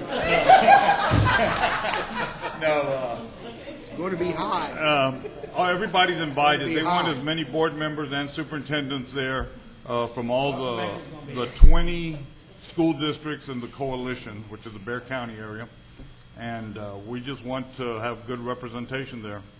It's downtown on the 27th at, I believe it's 8:30 or 9 o'clock. 8:30. 8:30 to 9:30 is breakfast. Okay, we'll send it to you on the 28th. Jackie, I thought I gave you the information, right? I called the number and no one returned. Oh, no, but I mean, you knew about the date and everything. It's on the calendar. Yes, thank you very much, ma'am. Okay, on September the 10th, September the 7th, board, we have a 9 to 12, 9 in the morning to 12, we have a board in service. It will be exciting. Yes. Okay, that's fine, man. Okay, and then the next board meeting will be September the 19th. We do have a level 3 hearing. Okay, that takes care of the calendar. Everybody else? Different who? Yeah. I went to meet the Thunderbirds. We haven't, no, sir, I'm sorry, you're out of order. We haven't gotten to that one yet, sir. Now we're on it, sir. Board, any training, conference, events, and consider future agenda items by board members. Okay, Mr. LaFoille. I went to meet the Thunderbirds, and they've got a good football team this year, and we're going to beat Judson.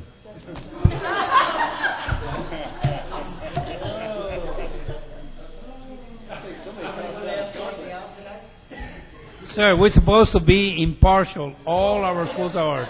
You do not choose one high school.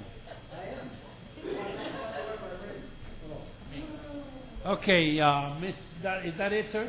That's it. Okay, Miss Adair. Mr. Macias. Mr. Flores. Oh, you already told him about the...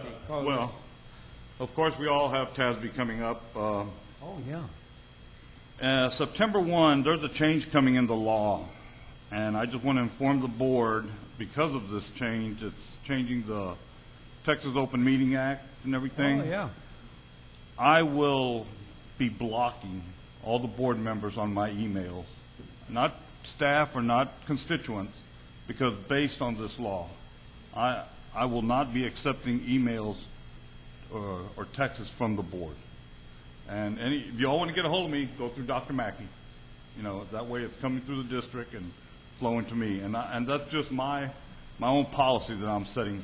Because this law is, it's supposed to take effect September 1, and we were sent this by Jim Walsh. That's right. So if you all read it, you all just make your own decisions on it. We got to see about setting up Skyping, because we can Skype, according to this law, into the meetings. You know, It's not required. It's not required, but if we do have the capabilities, then we can vote, you know, through Skyping. Yeah. So, but that's all part of this thing. I'm sure you all have read it, but the one thing that caught me was the emails and texts and stuff, and I just want to be able to. Yeah, on your phone. Mm-hmm. Yeah. And that means when you're in a board meeting and they see you calling, somebody can request your records. Right, exactly. Mr. President, That's why I don't bring my phone. I think at the next board meeting, we should have a discussion item on the. You are requesting that, ma'am? Okay, did you get that, Jackie? What's the law, sir? It is, well, it's new legislation. It's got a number there because I saw it. Yeah, there's different numbers on the. Oh, okay. Just the new update, legal law concerning. House Bill 2414. Okay, 2414, ma'am. I was at the meeting that received that to give that to you all, and the reason I gave it to you all, Jim Walsh said it was very important that we share it with all our board members, because there's some other laws in there that pertain to that we need to make sure that everybody's aware of too. So I think it's going to be very crucial, because I've shared it with my staff members and let them know the PIA request that what people can get. You don't have to own it. If they see it in your hand and you using it, they can ask for PIA requests from anyone. So I've been telling them, because people say, well, I have this computer, but I'm using this computer, other computer. No, they can request any computer that you even use, anyone. So we're really going to have to discuss that, because everything is September 1, so we really need to let everybody know. Well, not only that, sir, but I am going to go ahead and instruct Jackie to put it on the September 7th in-service. So that way we'll discuss it right here when we're doing the in-service for all the board members. I think that'll be great. And then we'll decide whether we still want to do it in public for as an agenda item, just to bring everybody up to date. I would like that. Okay. Okay, ma'am. I didn't want to hurt your feelings, ma'am.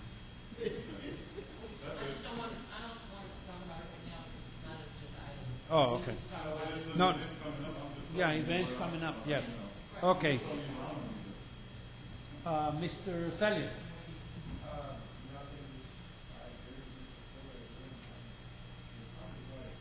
What's going on is the law has changed where virtually anyone has access to just about anything of a public official. Right.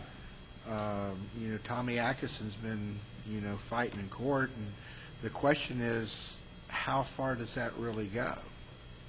Does it go to your personal emails, to your personal phones, or whatever? No one can really answer that because there's no case law in it because it just happened. So I agree with Mr. Flores. We have to be very cautious and guard, where does the line between public official and private person is drawn. And I personally, I'll just pontificate here a little bit. I think it's a terribly bad law because what it's going to do, it's going to decrease communication between public officials. If I call Tommy Atkinson, our county commissioner, and that's on my phone, is that public? Well, we don't know. What they're saying is they're limiting, what this law really and truly does is the intent is to open up, communication from public officials to the public. Well, what's really done is stifle communication between public officials.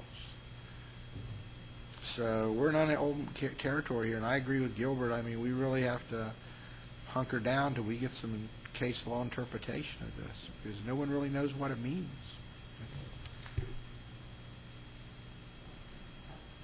Okay, Ms. Williams. Dr. Mackey and I went to the Representative Farias legal update, right, sir? He was very, very informative as far as telling all the board members and superintendents that were there as to what had happened in Senate Bill 5, if I remember correctly.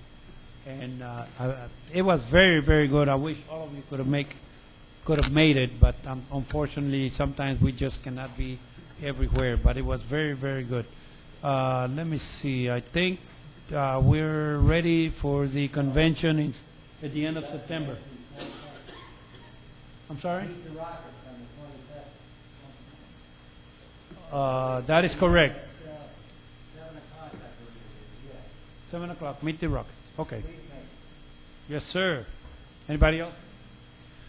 Okay, I believe we move on to discussion and consideration of action items. A, consider and take possible action regarding approval of the endorsement for Texas Association of School Boards from TASB Board of Directors, position A. Mr. Flores. Motion. Second. There's a motion by Mr. Flores, second by Mr. LaFoy. Okay. Discussion. I put something on your at your positions there, and just like I said in this thing, there's really two parts to this. A, do we want to endorse an individual? Because we don't have to endorse anybody. My personal thoughts are, I think we should endorse simply because we're making a decision for our region. If the person does not get the endorsements from the region, then it goes to the state level. Then you have people from Amarillo, El Paso, and everything voting on your representation here for Region 20.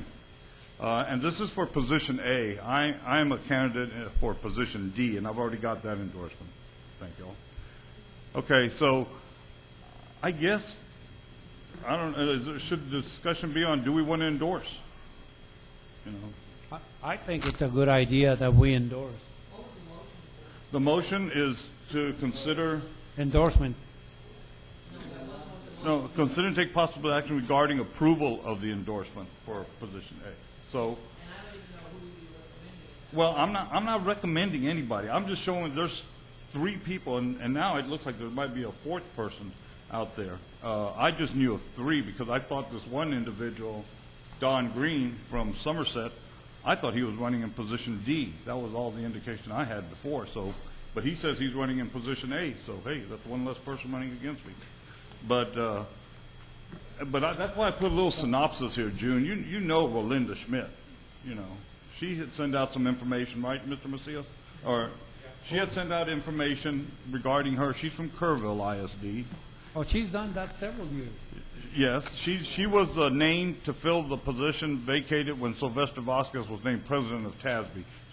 She got the selection by TASB, and then she lost her election bid for the office the next year when it came up. Okay, she's been active in Region 20. I've seen her at a lot of the grassroots sessions, and she is a LTASB graduate. You know, I do know that of her. Deborah Sebrin, I'm sure a lot of you know her. She's the president at Fort Sam Houston ISD. She's been very active in the Bexar County Coalition in the grassroots program. She's a graduate of LTASB, Leadership TASB. And Deborah brings something special to the table in the fact that there are only 3 military ISDs in the state of Texas, and they're all here in San Antonio. You know, and it's a very different board. It's a 5-member board that is selected by the commanding officer of the base, and then they're approved further on. But what they don't have, the problem is they don't have taxes. You know, they get their money straight from the federal government. But they do have all the other, you know, teenage pregnancies, graduation rates, everything, you know, going on. So, and they are members of TASB. And then there's the next huh? Harlandale? Yeah, Abundus. David Abundus, he's a member of the Harlandale board. I know he has graduated from LTASB. He's been a principal. He's been a teacher, assistant principal. And his information is here for y'all, if y'all had a chance to look at it. And then, like I said, the last one was Don Green. He says he's in position A. Last word I got, he was position D. But hey, like I said, he's on the board at Somerset. You know, and if we want to, you know, I'm not sure how we go about electing who, you know, or who do we want to select. But I think we should make a recommendation. And it's really up. I'll open it up. I thought that one time we voted whoever we wanted. You might have voted for a certain person. Mm-hmm. I voted for a different person. Is that the way we did it? Well, last time we did it, we gave the district endorsement for Josh Serna, you know. And the requirements on this thing is if you get 51% of the vote of the endorsement from your region, you're automatically in. You've got the position. If you don't get 51%, and let's say you get 25%, which is required, you're automatically on the ballot. Now, and then the state, you know, I'd have to, if I don't get 51% of the Region 20 votes, then I'm going to have to lobby at the state convention. And, you know, I'm prepared to do that. But it's just knowing, but you got to know people in El Paso and West Texas or North Texas and South Texas, because they're the ones that are going to put you in. And they don't know anybody. I mean, they don't know the people. We get 3 minutes to speak at the convention. Yeah. So, anybody else? I make a motion that we endorse Deborah Seaborn as a board endorsement. Second. What now? That's amend. I amended it. I said amend. That's amendment. Best seconds. Discussion? Yeah, okay. Okay, we got it? Yeah, it's Okay, discussion now. we have an amendment first. All those in favor of the amendment by Mr. Sellier signifying by saying aye. Aye. All those opposed, likewise. Motion carries. Now we vote on the motion. All those in favor of the motion to endorse Deborah Seaborn? Signifying by saying aye. Aye. All those opposed, likewise. Thank you. Motion carries. Okay, Mr. Macias abstained on both motions. Thank you, sir.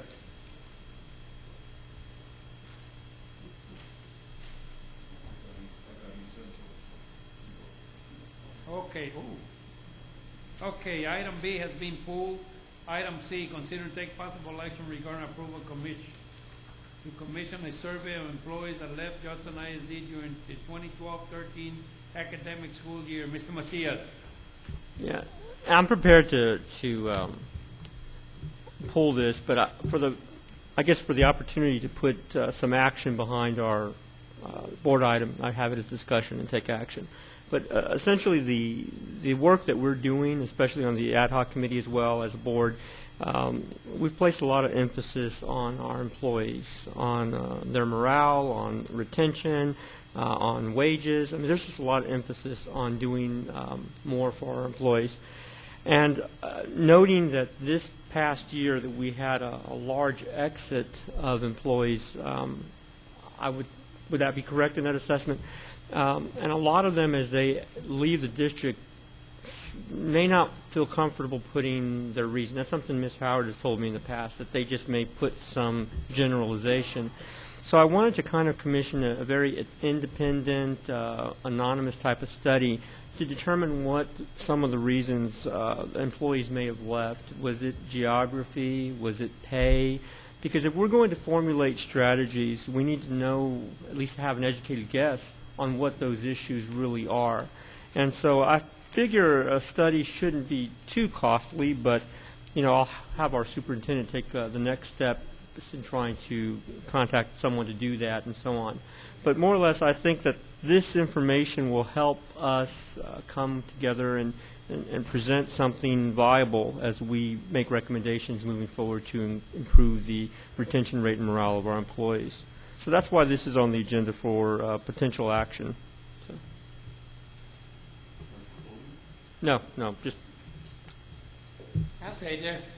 Yeah, because I'm a little confused. Is there a motion on the floor, Mr. President? Okay, so, so a simple motion to have the superintendent inquire as to cost for a survey of employees that have left the district. Mr. Macias, is that what you're looking for? Absolutely. I think that. And I so move. I'll second. And I'm sorry, I thought the motion was already called before I started discussion, so my apologies on that. Now we have a motion. And a second. Okay. Ms. Adair, Jackie, did you get that? Can you repeat that one more time? What do you Just motion? look at the tape. I don't know what I said.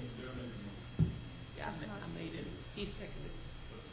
But the exact language is Just on have the it. tape. It's just a motion for the superintendent to look into what it costs to get a survey done.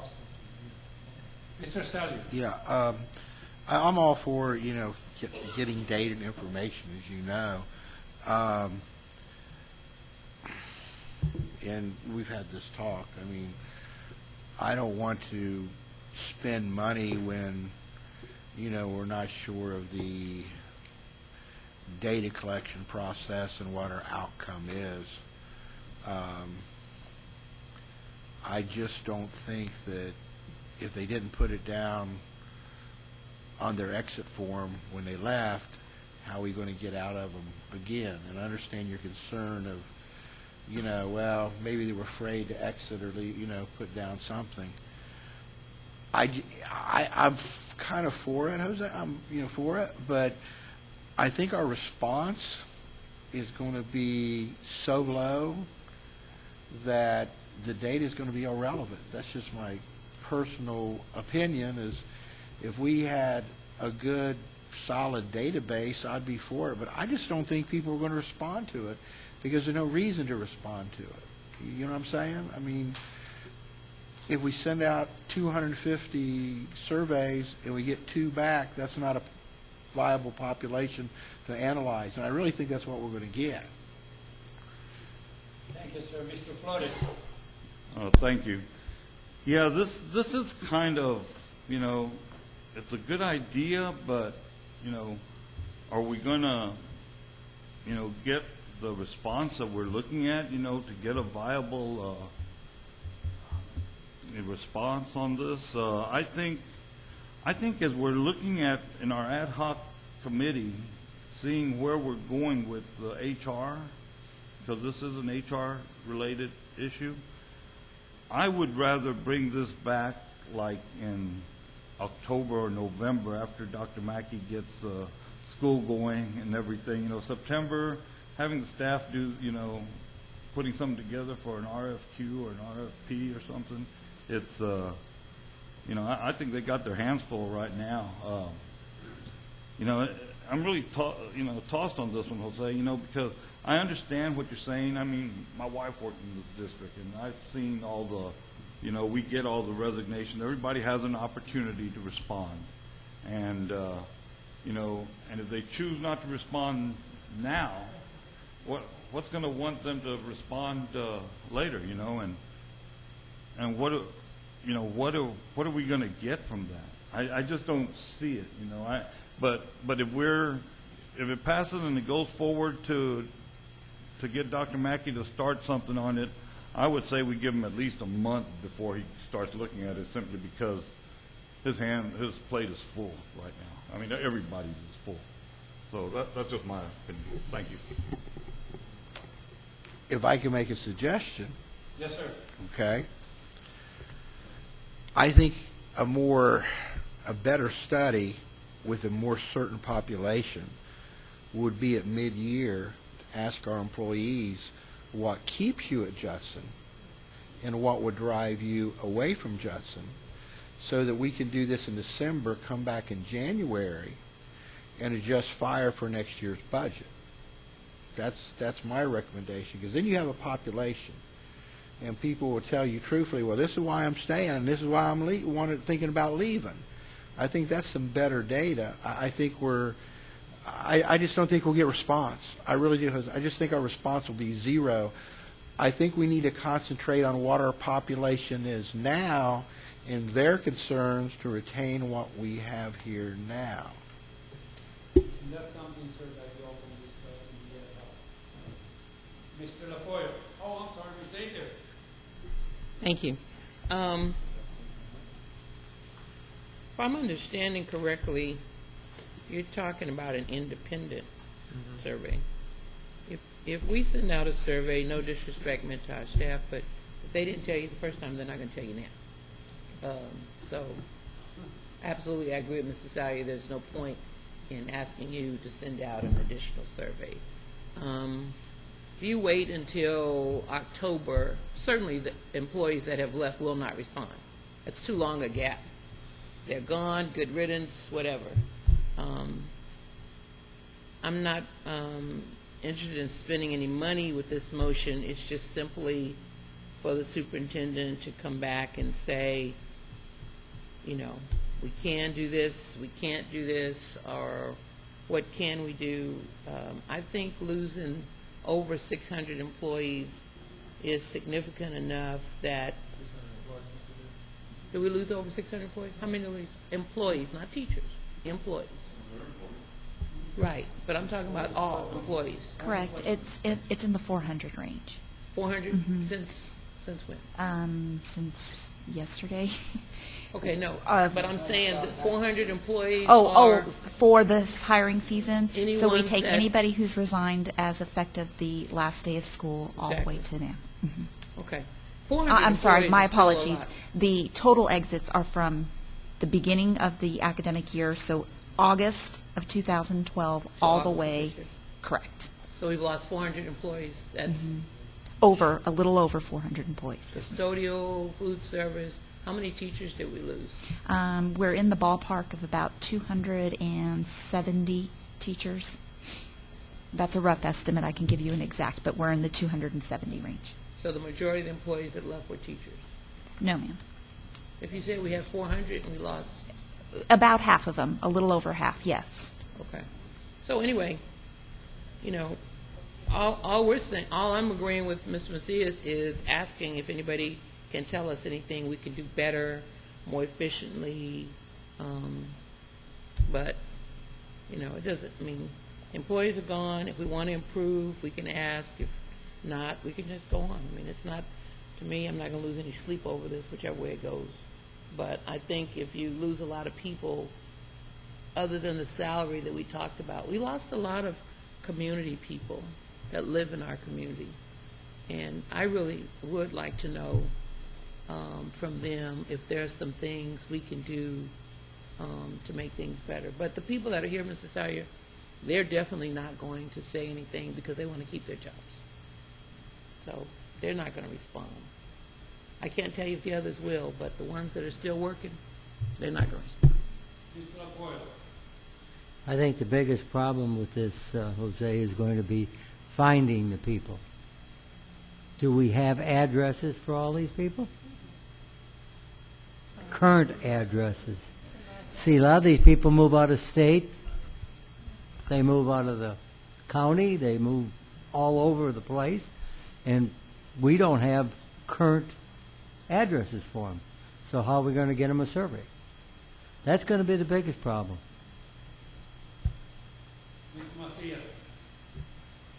Well, I do appreciate all the input, and I know that we'll work together to find some solutions to improve the situation in the district. I will cite that I'm concerned, too, about viable data, and so I would hope that if we brought in a third party to do this particular evaluation, that they'd give us some sort of benchmark on what is credible data. When we had our bond survey, we used a very small sample population, and so we didn't need 100,000 people to tell us. We just a real small sample. So of our 400 or so employees, which I was under the impression was 600 myself, but if we have 400, I'm sure there's a number in there that's going to say, okay, this is enough data for you to review. So since we reworded the motion, it's not exactly the way it's stated here. It's to tell Dr. Mackey, let's get started on this. My only concern is this is our best opportunity. I'm kind of in Ms. Adair's boat, Mr. Sellier, that I don't think talking to current employees, speculating is going to help. Plus, I would dare say a survey of more of our current employees will cost more than the population that we're trying to survey that have exited.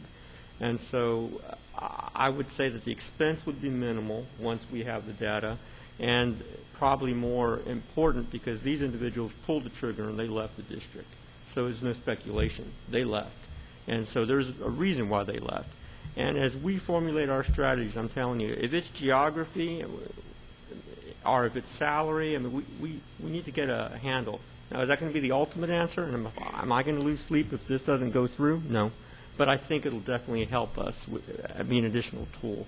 And just to tell you, my vision is that we probably don't exceed $2,000 in this particular assessment, which is really a little bit of money. So. Mr. Flores. Thank you. Of those 400, does that include retirees? Okay. So that's a number there that won't be included.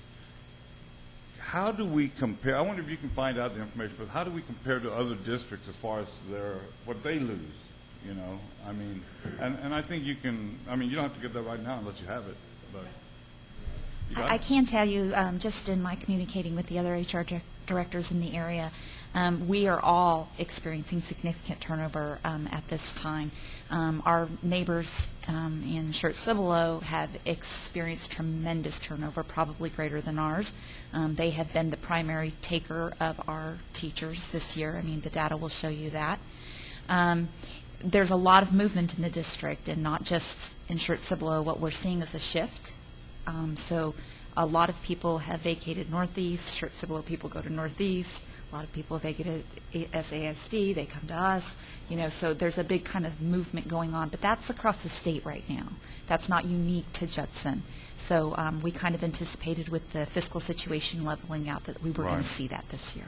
Okay, well, see, that's good to know. I mean, if it was, you know, if we had just a huge influx of, you know, going, how many retirees were there, approximately? No, there was quite a bit more. I will have to get you the exact number on that. But what I'm saying is, to you, Mr. Macias, is, you know, if this is going on throughout, you know, I mean, it's we're not seeing. I don't see anything unique to Judson that we're losing teachers because, you know, we're losing teachers because Schertz is going to pay more. But they got to pay their own insurance over there, so they're going to move somewhere else. Those teachers are moving somewhere else. I mean, it's shifting around. Huh? Yeah. If they're paying more, why did they lose a lot of teachers? Because even though they pay more, they got to pay their own insurance. You know, for one thing, where we put a certain amount. You know, it's, you know, the grass is always greener. You know, and that's just the way it is. So that's just my opinion. Thank you.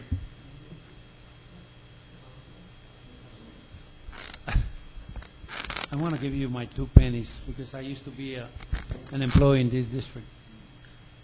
If I was an employee and I left to another district, I guarantee you I would not answer no survey to the district that I left. Why should I give him information?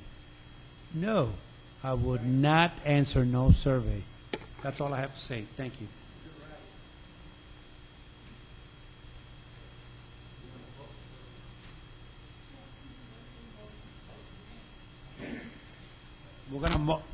We're gonna vote on the motion, the amendment that you made?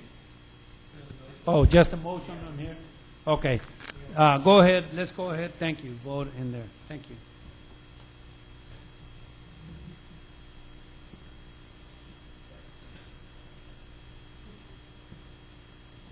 Okay, we have 2 yes and 5 no's. The motion fails. 2 yes, 5 no's. Mr. Swing? Yes, ma'am. Before you go to the next item, I would request that the board receive a report of how many employees left, whether they were part of the allowed to voluntarily terminate in lieu of resignation, because that means something, and retirees, and medical. And if we break it down, if they put medical and they put that, that'll tell us a lot. But I thought we just got that report. We just got that report. But did it break? Yeah, it I didn't broke it see down where by it broke school, down. it broke it down by No, but I employee. did we have resignation in lieu of termination? Okay, I missed that piece. Thank you. Okay, item D. Consider and take possible action regarding approving the establishing of the following positions and changes to the following job descriptions. And if you look on page 171, you will find them there. You have a motion, Mr. Spoon? Motion by Mr. Salyer, second by Mr. LaFoille. Okay, discussion. Sir? Say there. Sir? Yes, sir. Ms. Howard would like to talk first. Sir, before the discussion proceeds, as you can see, as it was presented, the cost of the recommendation was left blank. I would like to amend it to read $65,000 To what? for all of it. All of it comes to a total of $65,000. Yes. Oh, I told you. Thank you, ma'am. Okay, she can't make an amendment, so I move to amend the motion to reflect a total of $65,000. Can I have that? We have a motion and a second. Okay, we're going to discussion. Okay, we can vote on the amendment. All those in favor of the amended motion signify by saying aye. Aye. All those opposed likewise. Oh, one up, one negative, Mr. LaFoille? Oh, I thought you raised your hand. Okay. Okay, now we can vote on the motion, or we still have discussion? Go ahead, ma'am. Dr. Mackey, can you tell me the purpose of the new position, Assistant Supervisor of Custodial Services?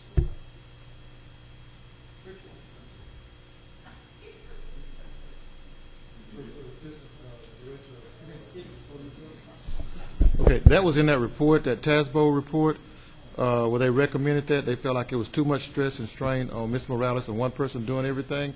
So Mr. Morales is here day and night trying to do this job, and you and I have discussed about the cleanliness of the buildings. So I think it's a good idea to have someone, Mr.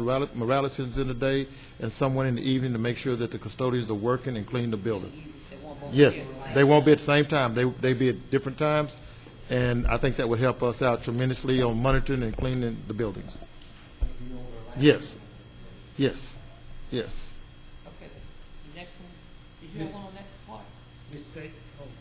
Salyer? On that custodian one? Yeah. Okay, go ahead. Okay, because Jose and Gilbert, we're looking at that and read through the report, and there's some changes need to be made. They're doing a good job, but they're lacking supervision. Yeah. So, and it comes out in the report. So that's why. And it's just when you got that much space to clean, you need supervision. I agree, but I have a concern. Because I did read the report. It specifically states that the maintenance department was using Mr. Morales, if you remember correctly. So therefore, he did not have enough time if he was being used by the maintenance department, and they said he's not supposed to be helping the maintenance department. Absolutely. Okay? So maybe try him out with, now that he does not have to do anything with maintenance, maybe he'll have time to do his job that he's supposed to be doing as supervisor, instead of adding an extra assistant supervisor. So I'm sorry, I want to see how that happens first before I accept an assistant to that. That's fine. Yes, sir, Mr. Kirschman.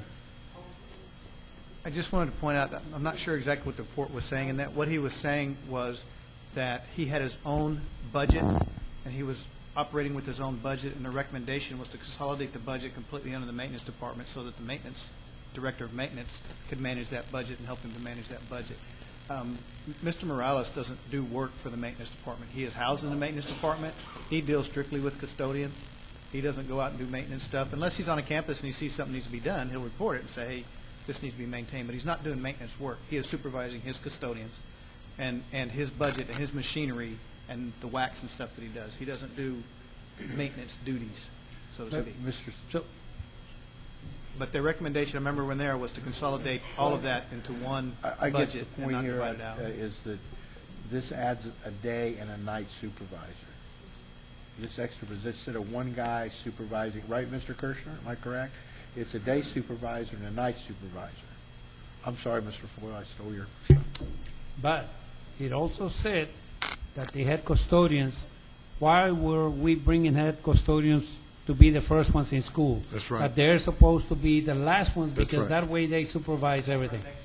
Okay. That's the next Well, I'm step. going to reread that, sir, to make sure. But I thought that's what I read, that they were being used by maintenance. So, okay, then I will support this with the assistant custodian supervisor. But we want to make sure and keep a check on that throughout the year. Ms. Junek, Ms. Adair? Yeah, I wasn't finished. Oh, I'm Okay, sorry. That was all on that position. So there's no point in going on when we have stuff. Okay, okay. Okay, so on the next job description update, the question on, consolidating the position of the transportation data clerk and the receptionist at the bottom. When we consolidated that position, I noticed there was no pay grade change. So was the pay grade already sufficient? It was at whatever the upper level was. Okay, so we're putting two jobs together, but it's okay to leave it the same way. Okay.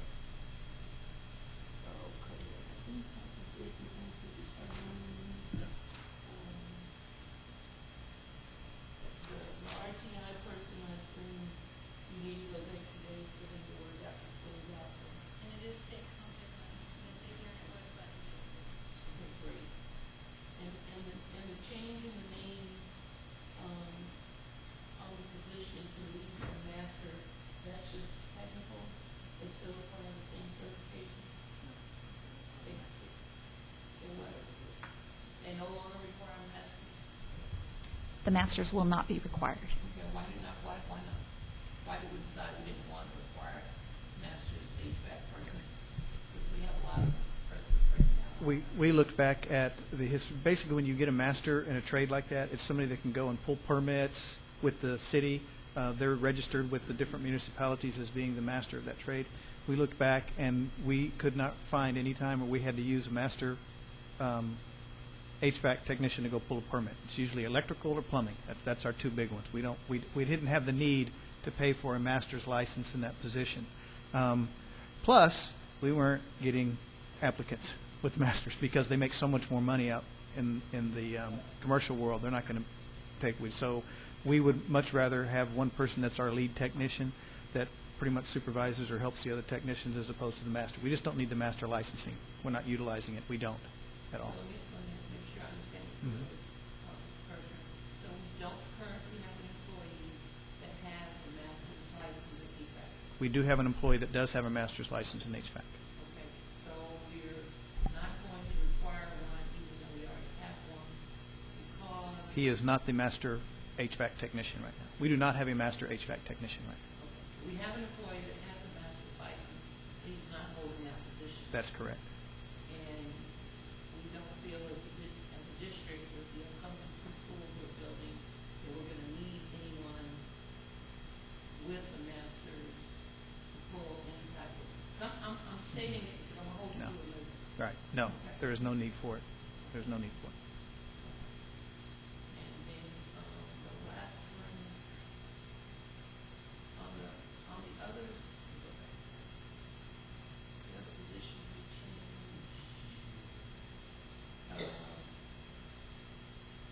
The network administrator, we raised their pay grade, and we changed the, network engineer, we increased that pay grade. Oh. And we increased the, desktop service manager. And let me be clear, board members, I'm not opposed to anybody getting any pay raise. I don't really like getting these after we approve the budget. You know, I think whatever pay grade level we should have had, we should have done it when we were doing the budget. Is this $65,000 gonna require a budget amendment? Yes, yes. But Mr. Dare, the only thing about that, why it transpired after the budget is because we had several people to leave in that department, and we're getting a lot of new people because they're going out there in the communities or towns or whatever, and they're making a heck of a lot more money than we can pay them. We're losing a lot of these individuals because of the pay grade and the salaries. Now, I thought, here go back to this HR problem. Now, I went to the region meeting because I was complaining about our people leaving and people stealing our people like this. Hey, I talked to 2 other superintendents, larger districts in this area.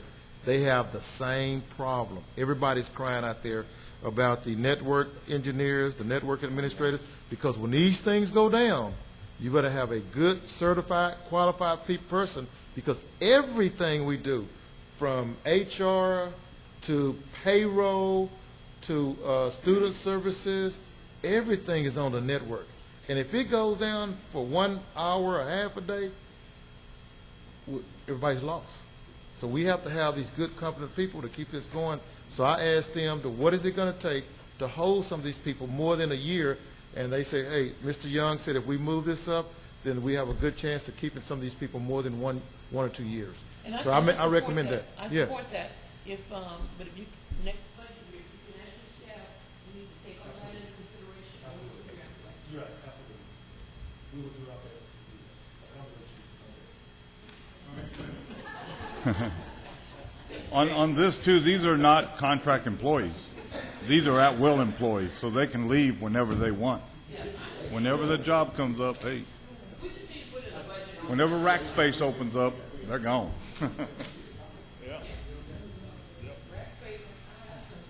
Okay, I'm going to call for the question.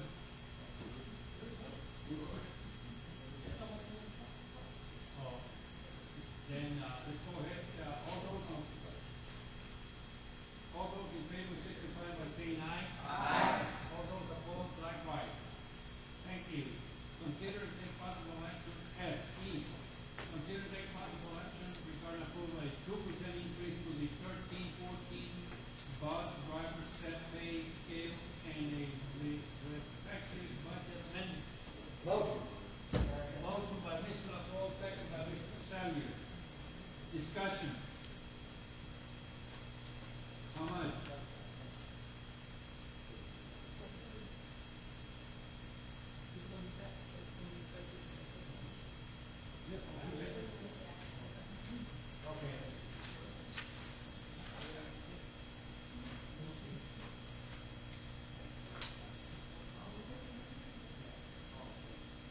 Okay. You understand? Yes, sir. Thank you. All those in favor signify by saying aye. Aye.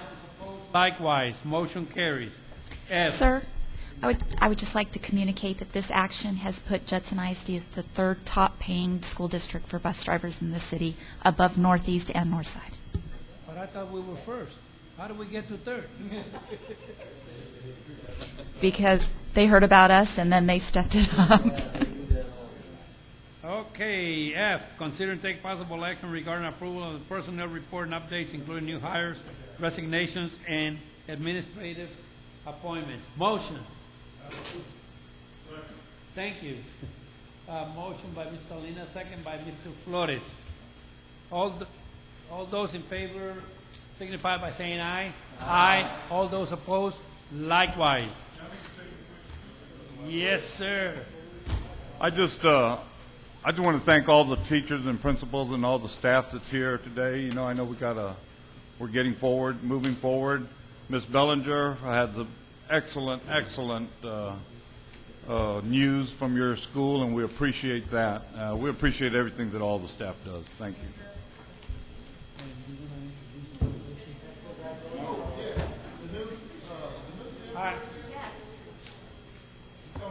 Oh.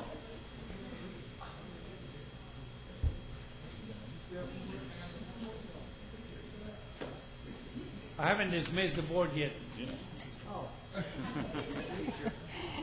Oh, yeah, you're excused, ma'am.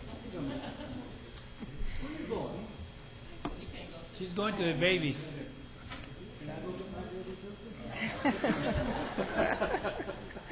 Okay, we have our new STEM director. Can you go ahead and introduce yourself, ma'am? Yes, sir. President Salinas, Dr. Mackey, and members of the board. I just want to say I'm very excited to be here, part of the new team. Thank you for the support, and hopefully for the future support that you're going to provide for this new academy. I believe that what you guys have envisioned and what your expectations are definitely an asset to not only Judson but the city of San Antonio. So I accept the challenge, and I look forward to serving you, and thank you very much.